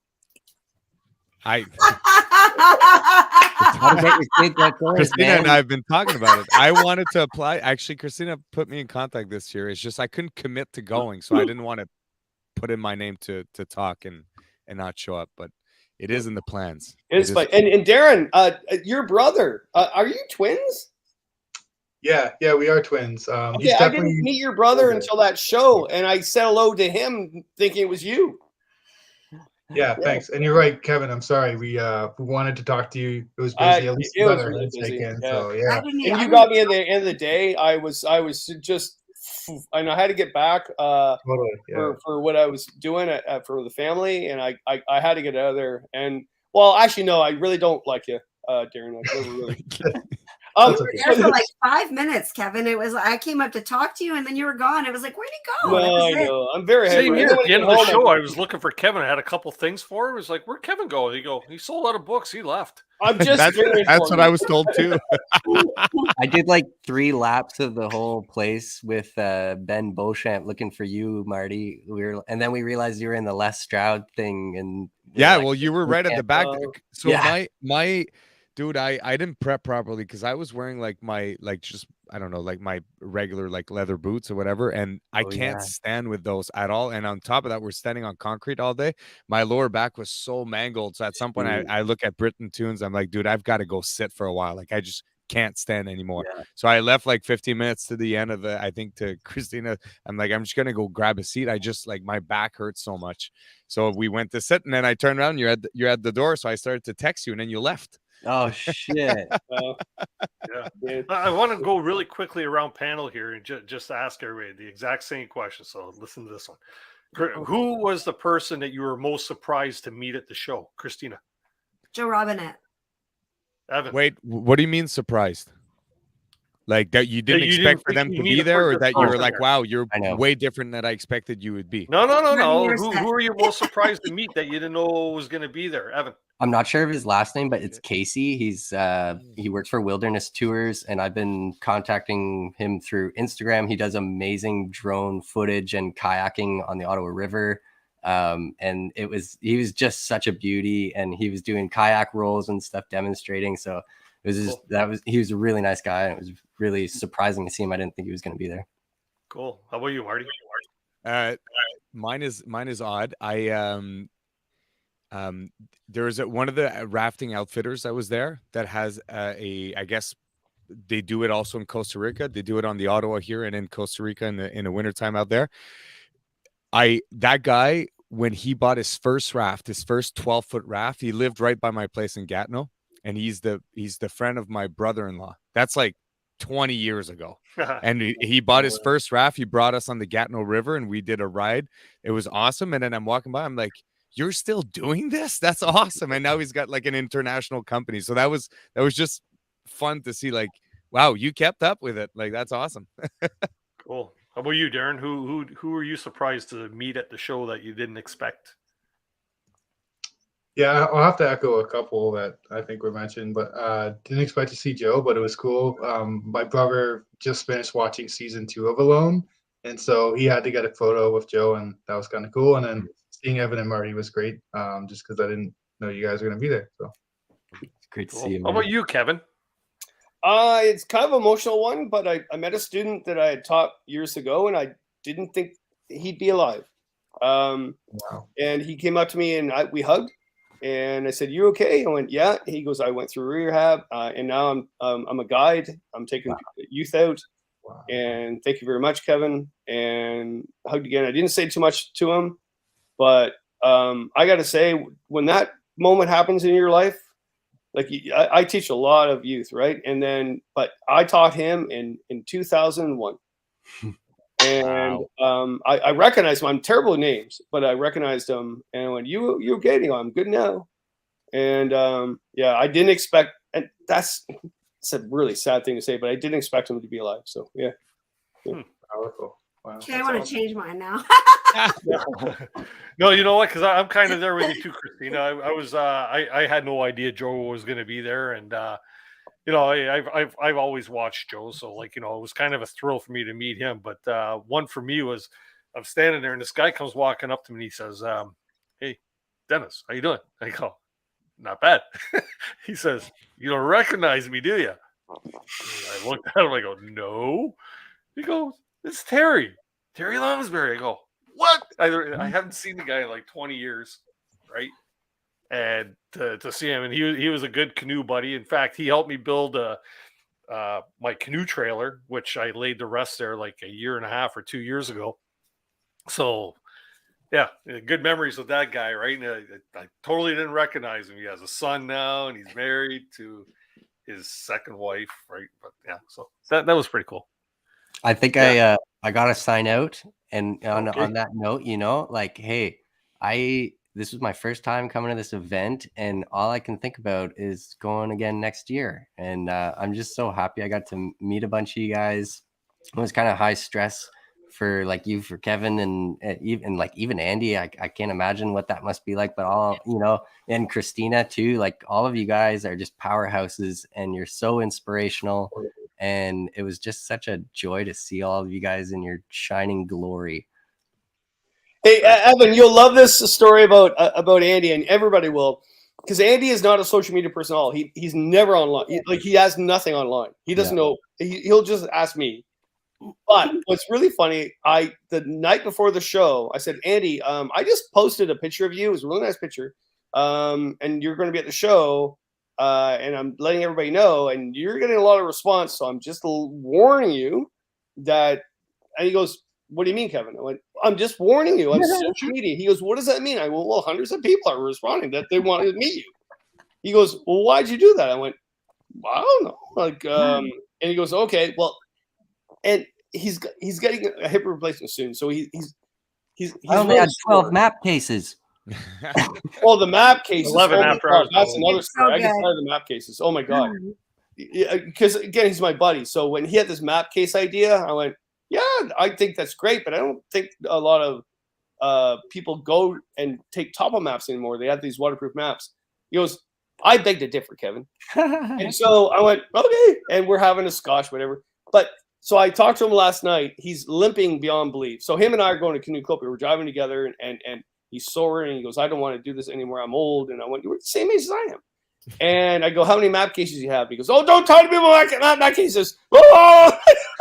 I tried to show him. I took like the canoe barrel cooler, and I took some padding from my camera bag, and that's what I toted my camera around, and I tried to show him, because you said last time it was a good idea I should show him.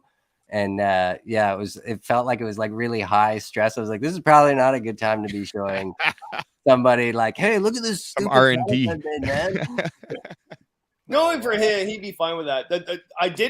We do play a lot of practical jokes, all the speakers at all these events, especially Canoecopia.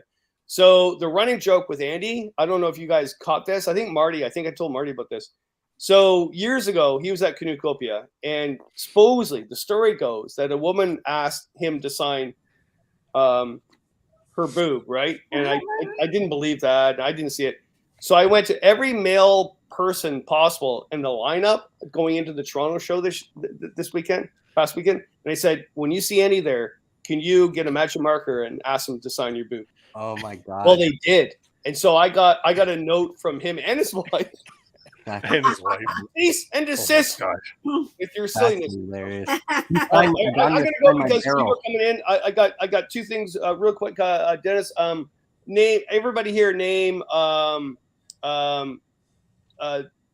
top 3. Well, actually, you guys probably never saw any presentations because you were busy presenting. I saw a few. Maybe we should ask the people on the chat. Yeah. Some really top presenters that you never saw present before. If you ever begin to do that. And also, what did you buy? Nice. Yeah, right. I got a trowel. I didn't buy it, but Steve from Solic 46 makes titanium products, like super lightweight stuff. And I have my shovel that I bring from the Dollarama. Nice. And, that's cute. You swapped Yeah. that up for a nice titanium trowel? Yeah, I did actually. Bingo. you. You got to get that in your lineup, buddy. Your That's poop great. is heavier than that trowel. A poop shovel. Yeah. Nice. Nice. So he gave me this to test it out. It's lighter than the fork that I bring, like for my food. It's just like this super light little. You can eat with thing. it too. Don't mistake it for Eat with your it fun too. oven. Ew, wait a minute. Shovel it in there. Yes. How did you Suluk? How did you say it? I just guessed. I can't remember. Yeah, I did Suluk. ask him on Anyways, Friday, but it's already Steve gone. was great to meet as well. Steve was a yeah. highlight. Yeah, for sure. So I didn't know about that business. Yeah. It's Take new. care, everybody. It's Evan, new. thanks for popping on Evan. panel, man. I appreciate Bye. it. Great Thank meeting you you. out there too. See ya. Okay, I'm going out too. Bye. Everybody answer those questions. I'm leaving you. Bye. I've had enough of Marty. He goes on and on and on. You're a young chicken, Kevin. You're still just a spring chicken, lad. With a broken thing. Good night. There we go. Bye, guys. I'm gonna head to you guys. Legit 'cause, love Dennis hope and you the go wispy fine. clouds. He Oh, always man. gets poured on. Yes, I do. My goodness. And it's true. You ever see those cirrus clouds? Get ready to seek shelter. Bingo, welcome back, man. You having some technical difficulties there? Yeah, my provider must know that I'm gonna cancel him, and he must have gotten the letter just now. Oh, jeez. Yeah. Yeah. So anyway, we're okay, right? Yeah. Oh yeah, we're yeah, good, man. We're good. Kevin had a couple of good things there. Now, from a retailer perspective, I mean, we talked to a lot of customers there on the weekend. Boy, what a lot of new ones, new customers. A lot of people first time want to go canoeing, camping, whatever, this year. They bought entry level stuff from us. They seen it on YouTube. People are using these stoves, pods, so on and so forth. We've never done this before. Can we talk? Yeah, Christina. Yeah. So what's the pot they're using? This one over here, and yeah, but lots of new people coming up. I'm telling you, it's gonna get busy in the forest. Yeah. Gotta go deeper into the forest, everyone. Yeah, you stick to Tomogamy. I tell you, Algonquin Park is going to be overrun. I know it. I had The real gatekeepers. If you run class 3-4 rapids, they are pretty empty as well. Yeah. No, I mean, these ones are the first couple of years. They're going to be weekend warriors. They go somewhere easy, maybe 1 or 2 portages. And hopefully they clean up by then, and then we have a good crop coming up. I hope. Yeah. A good crop. Well, that's what it's going to be, because it's a new generation, right? So every so often new stuff comes up, and YouTubers, yeah, absolutely, they're the advertising of the whole affair, right? People are watching all the influencer YouTuber from bushcraft to canoeing, portaging, rafting, and they all want to experience it. And Christina, you were saying ghosting. A friend of mine, Richard and Kim. Kim knows about you, right? Yeah. And she said hi to you. And she's not an outdoor person. She would never be caught in a tent, but she admires you for what you're doing. Having the guts to do all of that, and the willpower, and that's why she follows you, not because of the outsides, the outdoor stuff. It's people follow people for various reasons, and it's great, right? Yeah, and just a note, I wanted to mention, I just remembered this. My presentation on, I don't know if it was Saturday or Sunday, but I think it was Sunday, because Saturday the person that was on before me was late, and I was super rushed. Sunday, I got to talk to people a little bit before I started, and I asked how many new people were in the audience because I wanted to give out some courses. And I said, who here is new to backcountry camping? And not one person put their hand up. Wow. So, Yeah, they're shy. So that's interesting. yeah, maybe they're shy, or I don't know. I think so, because boy, we talk to them, and there's so many people that are new, and sometimes they're they put YouTubers at the same level. They see them on TV, so YouTubers become TV stars because they see them on TV, right? And they shy away from that. They're not as outgoing as some of us, right? And they rather stay in the background, and I don't have nothing to offer yet, and I'm new. They're going to be laughing, right? But no, I mean, it's we love people to come to us and ask and be educators a bit, I could say this too, through the whole influencer type of thing. Our show that we did on PFD safety, I had no less than like a half a dozen people come up to me and show me their brand new PFDs that they bought at the show because they watched the PFD show. Boom. You know what I mean? I've got so me and somebody come and they actually had two in there. They go, look, and they're showing off their new Salus life jackets, So now, was it because they weren't wearing it before, or is it just it was time for new? I didn't ask. I didn't. No, I tell you what happened. My presentation had to put the disclaimer out there because the one scene I showed on the screen was. I said, okay, I'm going to put the disclaimer out there because this is bad, Dennis. A few years back, I didn't wear my life jacket all the time. One of our partners, Keith, we call him Junior because he's the oldest. So Keith, after the show, he went and looked at he's got his life jacket forever. And he looked and there's no marking left on the tag. Nothing, no writing. It's all worn off. And he loves that thing, right? And so anyway, he went to his wife and said, got to get a new life jacket. Can't even read the sign, And a lot of people, they're checking out their equipment, especially if they take care of it, right? And next thing is they're buying life jackets, But, this life jacket thing is always a controversy. And we wore one from the day one. I won't be caught without one on. I even go swimming with it. And I know how to swim. I swim with mine too because I'm too lazy to swim. I just want to float. I put mine on like a diaper and I just float there like a drink. I do the same. I do the diaper trick too. I'm just diaper lazy diving. to swim. And if you do get a heart attack, at least you don't go down. They can fish you out. You're swimming on top, right? Yeah. So Ingo, as a vendor, did you find people were more motivated to buy gear this year than maybe the last year or pre-COVID? Well, was there anything to recognize? Well, there's three stages, right? There's the tire kickers, right? That's usually one day tire kicking. They're just looking, and as soon as you look at them, they turn around and walk away, right? They can't be bothered, right? And then you got the day where they come and they said, well, okay, why is yours better than the others, right? And they want to get educated, and that's absolutely fine. And then you have the third day is when it doesn't matter what you do, people grab and says, here, I'm buying this. They don't even ask. They just grab it. And that was Saturday. They just grab it and go to the cash. That was Saturday. It was unreal. And then Saturday was the tire kicking day, right? Sunday. Sunday was everybody just came and said, oh yeah, nice. Yeah, seen it before. Have a nice day. And Friday, I wasn't there Friday, but they did very well on Friday too. So Friday, Saturday, awesome days. Sunday, bit more relaxing. Can't win them all. But Kevin was saying earlier about the vendors. There are a lot of vendors missing now. Okay, so we are manufacturers, distributors, and retailers all in one.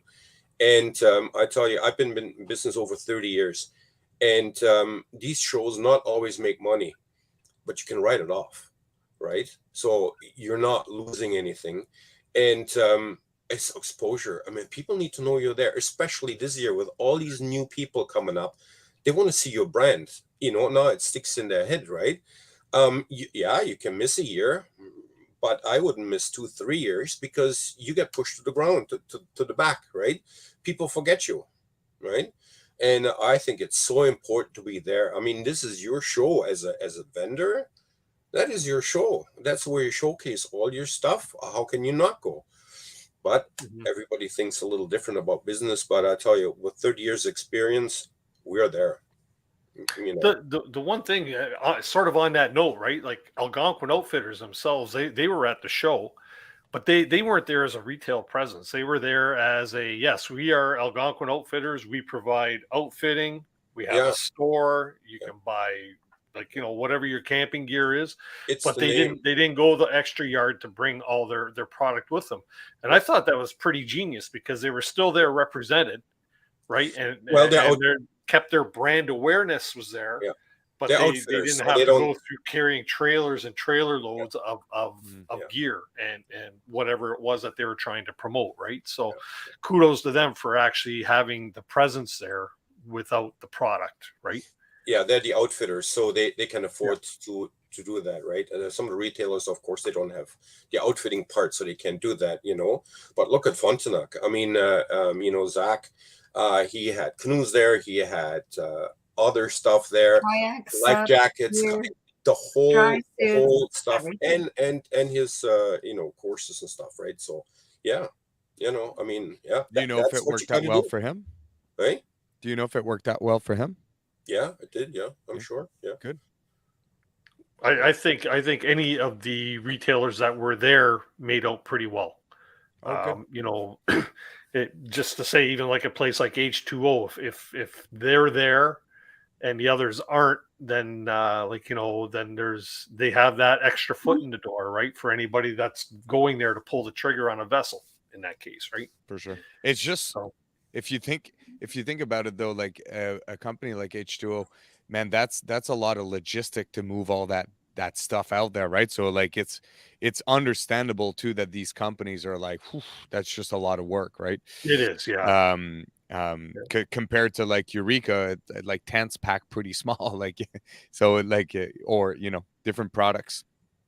Yeah, for sure. It is a lot of work. Of course, it's a lot of work. I mean, you know, you're in business. You know, you can't. Yeah. So the question is, it worth a return on investment? It's always that, right? So then it's like define that, and then people will go different ways. Advertising. Look, some people, they spend $3,000, $4,000, $5,000 on advertising, and they get half of what they got there. So take the $3,000, $4,000 instead of putting ads on the paper, and they're getting expensive, right?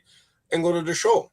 I mean, we advertised in one of the magazine ones, and it cost us $3,000. We had 2 customers out of it. I wouldn't pay. If I was a retailer, I would put all my advertising money on social for sure. Yeah, I wouldn't put it on newspaper. No. The cost for a Facebook ad is so cheap considering the reach you get. No, you got to go there, talk to the people, and that is your best advertising. And then of course people like you, and then they tell other people. Yeah, you got to be there. You got to show your face, you know. It's not that different for us either for the presenters. I mean, it's a lot of work for us too. You know, I got to pay for a hotel room. I got to drive there. I got to drive back. I got to work on a presentation for months. Yeah. You know, what do we get out of it, right? Like it's the same kind of a thing. Like I do it because I love it, but you know, I do get a lot out of it, but it's not monetary. It's well, you are gaining exposure, right? Yeah. You're gaining exposure as a content you're marketing creator yourself as a person. That's right. Exposure and see how many new subscribers you get in the next week. And that might be part of it because they've seen you and subscribe to you, you know. But yeah, you or even solidify the existing relationship you already have. Yeah. There's a lot of value in being in person. There's no denying that. Well, I guess like to your point though, Ingo, like it's just fascinating. I did notice the Algonquin Outfitter sign there when I walked by, but it's interesting. It's like, is there a way for a brand to be there with very little work so that they can do the groundwork of what it is to be there, but not have to have that expense and also all the logistics of what it might be? It's just my brain going there. I don't know if it's, you know. Yeah, Algonquin Outfitters. I mean, that's the name down here in Southern Ontario. Everybody knows Algonquin Outfitters.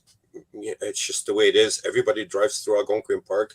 Most of them get their feet wet in Algonquin Park, and you see Algonquin Outfitters everywhere. I mean, you know, and even they maybe not need the advertising. They're there, you know.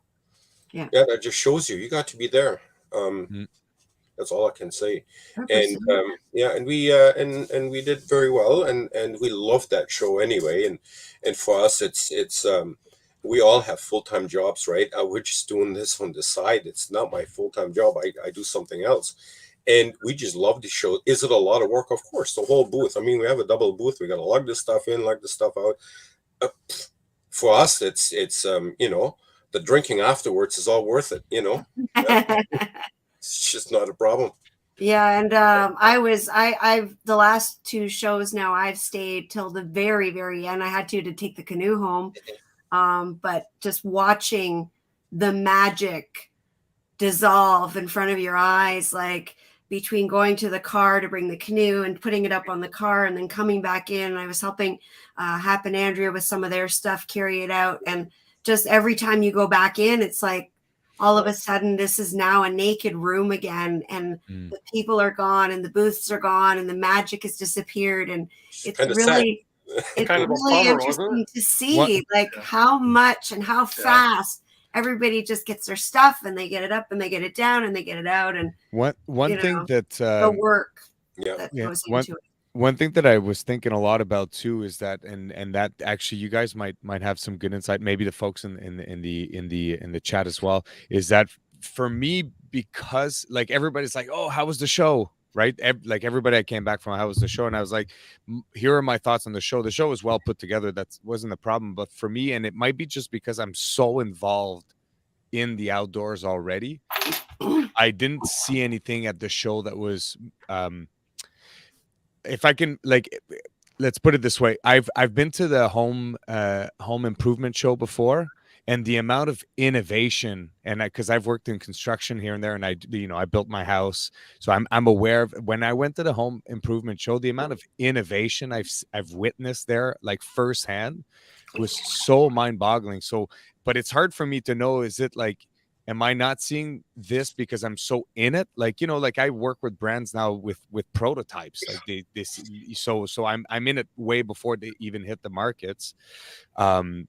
But was there innovation for folks out there? Because that's why earlier when I said like, oh, there was a lot of retailers, but no brands there, just like showcasing their latest of their research and development of like, hey, look at this new dry suit and what it can do. And for me, the people was worth it, but I didn't appear to witness a lot of innovative things that was like, whoa, that was really cool.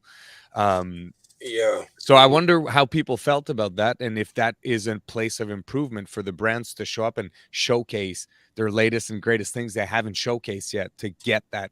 You know what I mean? Like I said, at the home improvement show, it was Makes like sense. it was like the amount of products I saw that I'd never seen before was mind-boggling. There's actually 2 shows. You know, there's the outdoor adventure show for the public, and then there's also a show for the trade only. You know, the spree show. It's on twice a year, and that's how all the vendors show their stuff, and only people that have stores go there. So it's only for the trade. You know, so a lot of the innovations, that kind of stuff, you see there. Because I want to talk to the retailer or the not the end user just before it comes on the market. Do you think you can sell this in the store? What does you feel? Really, the outdoor adventure show, that's a consumer show. You know, there's no testing there. You know, the only one that really was showing some of their stuff is you know, Agava, they coming out with a new axe, and they had the axe there. And of course, because I like mechanics, and you know, I'm the guy that sort of invents stuff and whatever. So of course that's my forte. You know, I'm right in there, and I want to see this thing. Yeah. So this chap there, I forgot his name now, he took it apart and he showed me this, and he told me the different stages and the testing, and we talked about this, and we talked shop. And I mean, it is, and you have no idea how much work is involved in getting a product actually to the final stages. It's just it's unbelievable, right? The testing that goes in it, and the you know, the refining, and yeah, it's crazy. But the outdoor adventure show is probably not your show if you want to see new stuff. It's still in behind the scenes. Oh, that's interesting. Yeah, I mean, I didn't know there were different versions of shows too. That's yeah. You know, it's funny you say that because last year Agawam come out with their big 24-inch saw. I think they were launching that and their 16-inch, right? Yeah, they're really so small. they use the show to promote their new pieces coming out too. So yeah. H2O also had some new stuff. You know, they're maybe not as apparent or visible, or it's like, come see this. This is our greatest thing or our newest thing. But when I got to the show on Friday morning, Jeff kind of gave me a little tour of the boats and what was new. And they have like a really cool magnetic seat that they're testing out in one of the canoes. So there's basically two ledges, and you can take the seat and you can have it up high, or you can put it down low. So if you like to paddle with a double blade and you want to be a little bit closer to the bottom of the canoe, you can drop the seat down, and it's a magnetic seat. It was really cool to see it. And I showed that to a lot of people who came by because they were like, well, you know, I like to paddle with a double blade. These seats are really high. And I said, well, look at this canoe. Yeah. You can get this put in any of the models, you know, if you get one. And I thought that was a really neat thing. And Suluk 46, he had all kinds of he wasn't selling anything there. He was just showing his prototypes and things that he could make for people. I didn't really see a lot of vendors other than that, but just those two had new products. So maybe you just had to dig a little bit for it. And you know, the retailers, same with the brands, right? You don't have the brands, are like Keen's not there, but Outdoors Oriented is there selling Keen, right? And selling those brands. Like the retailers were selling, like Frontenac was selling level 6 suits. Level 6 there, but Frontenac was representing them and selling their gear. So maybe my thoughts going there, in was just also my expectations were off a little bit, maybe too, which is fair. Like, I mean, you know what I mean? I was just, I haven't been to many shows, and maybe, like I said, like there's different between a consumer show and a trade show and an adventure show, which is fair. I was just comparing it to a different experience where I was like, that's one thing of the experience that wasn't there. And I wonder if it could rekindle the show, because it was a lot of the comments I got from the people I talked to. I didn't see anything new. That was most people told me that, which was like, okay, well, I'm not alone, right? So but maybe everybody's going there for the wrong reason too. Everybody right? I think goes there for different reasons, right? We go there for different reasons than everybody else too, right? This is interesting here. 2020, COVID cleared the shelves. In 2021, retailers bought as much as they could. In 2022, manufacturers caught up with the demand. 2023, sales slowed down, so the manufacturers are holding off on new products, and that makes sense. I don't know if holding off. It was still super fun to see everything. It was just like, it was just a thought I had after, because it's what most people I talked to told me. It was like, you know, they came for the people way more than what you would get out of, you know, seeing something, you know, outside of that you may have never seen before. And maybe that's just not the place for it. And everybody had the wrong expectations walking in too, which is fair. Like, and it goes in waves too, you know. Look at the auto show. I mean, you know, so the auto show, Ford wasn't there apparently. I didn't go.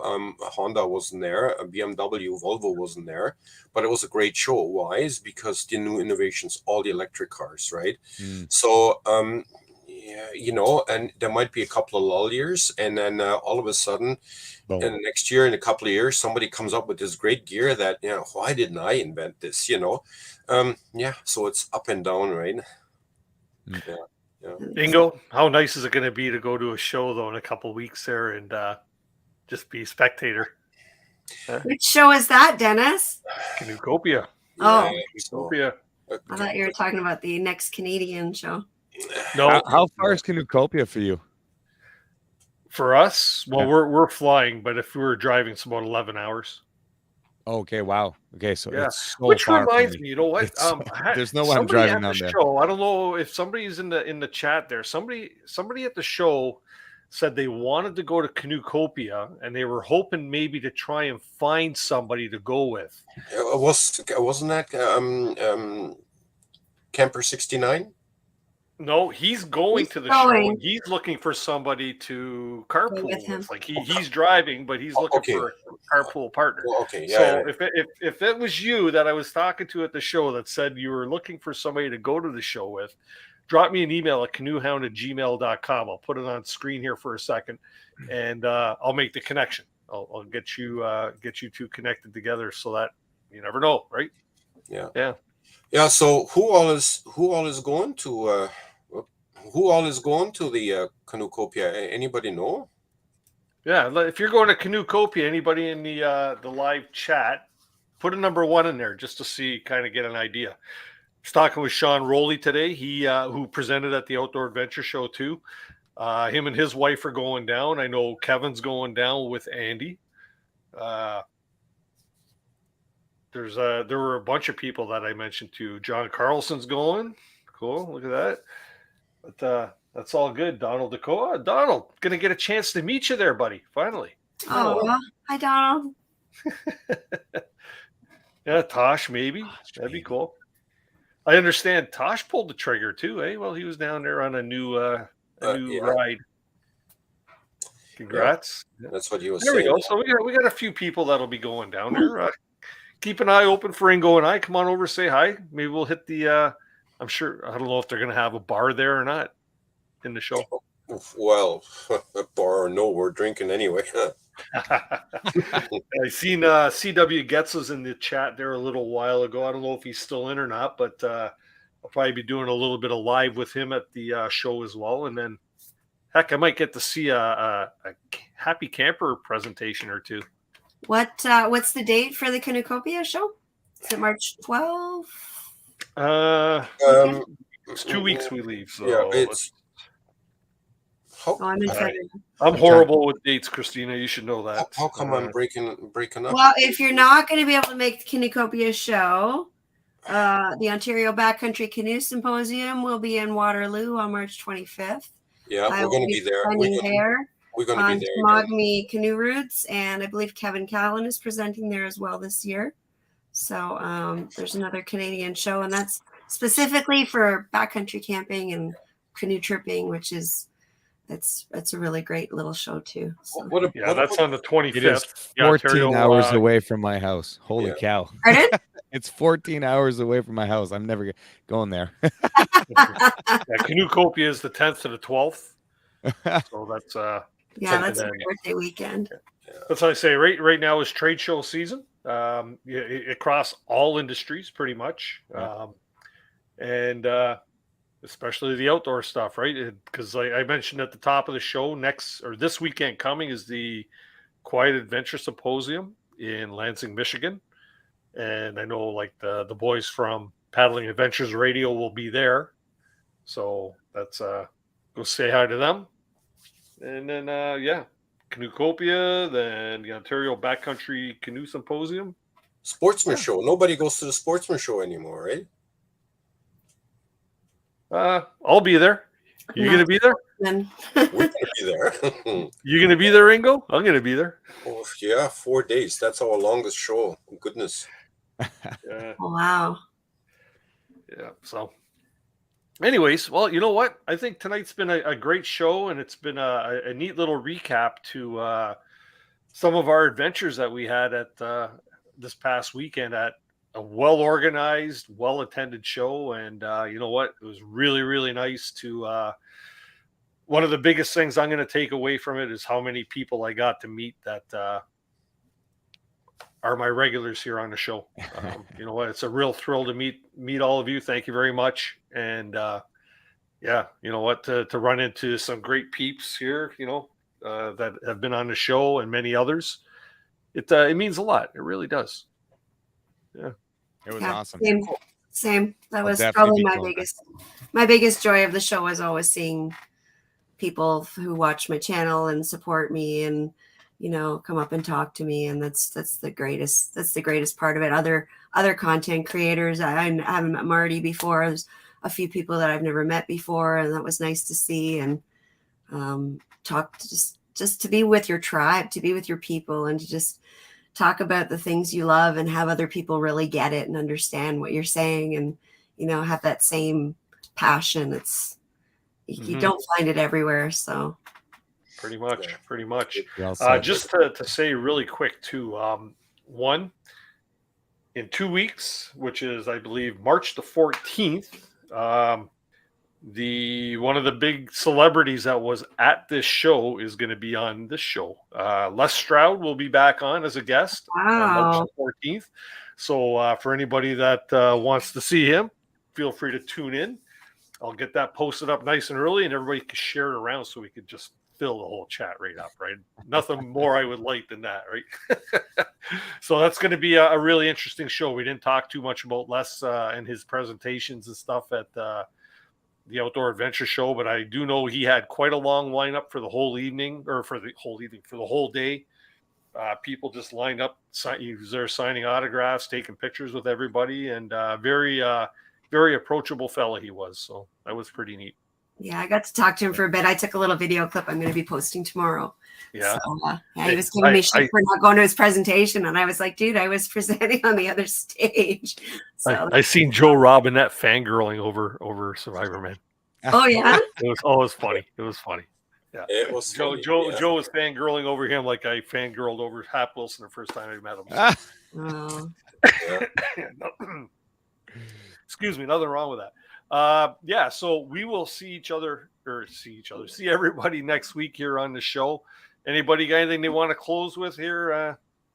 I just wanted to say an extra big thank you to Fred Cox and Crystal and Lisa and all of the people who organized the show. I mean, it was really well done. Everything was well put together. A couple of glitches here and there, but nothing major. And these people work really, really hard to give us this venue, to let us share our passions and meet other people with the same passions. And I'm truly grateful that this event was created. I didn't know until the Super Good Camping podcast that I believe it's the 25th year or about 25 years now that the show has been running. I didn't even know it had been going on that long. So that's a really huge accomplishment. And I'm grateful to them for that. I love going to this show, and without them doing all this work, we wouldn't have it. So huge thank you to them. If it wasn't their 25th and say next year is, maybe they should make a big deal out of it, right? Yeah, that's what I thought. I was like, was it their 25th? Because I would have been like, hey, everybody, it's our 25th, So I don't know if it was or wasn't, but it's around there if it's not exactly. So It's still a long time to be doing that. And, to have that vision, when Fred started all this, it's just amazing to see what it's become. But that's the show everybody out in that world is looking for. Everybody wants to go to that show. It's awesome, right? Yeah. We're already looking forward for next year, and it's only over for 3 days. Absolutely. Right? Yeah. I just want to say thank you to everybody that came out too. It was awesome. I just had an absolute blast meeting everyone, hanging out. Super grateful for the community, and it was good to be in person. So I'm looking forward to it again. Awesome. Well, you know what? I'm going to drop you all into the basement. Thanks very much for being on panel. Just want to let everybody that was on panel tonight, if you still have the link, feel free to jump into the green room. But only those that were already on panel. It'd be great to see you again here for a bit of a closing. So Christina, Marty, Ingo, and everybody else that was on panel tonight, thanks very much for joining us. You're welcome. Bye. Cheers. Bye, everybody. Well, everybody, I hope you enjoyed tonight's recap on the Outdoor Adventure Show that was held in Toronto this past weekend. For those of you that were at the show, you know what? Heartfelt thanks for coming up and introducing yourselves. You made it all worthwhile being there and getting to meet you. Hopefully everybody got their fair share of CanoeHound stickers and stuff like that. I tried to make sure everybody got some. And you know what? I look forward to doing it all over again. But in the meantime, we got to keep this show rocking. So I hope to see everybody next Thursday working on something here. Nice little plan for next week. So keep posted on our Facebook page at CanoeHound's Outdoor Adventure Show for an update on what's going to be happening. And once again, I believe it's March the 14th, which is 2 Tuesdays from now. Les Stroud will be our guest of honor here on the show, and we'll be talking a lot about what he's got going on right now, because that man has his hands in a lot of different pots. He's doing a lot of different things and has a lot going on. It's a wonder that he was able to make it down for the Outdoor Adventure Show. But you know what? It was great seeing him. Finally had the opportunity to meet him too. So with all that being said, everybody have yourselves a great week. Stay safe. And remember to keep the adventures alive. Have a good one.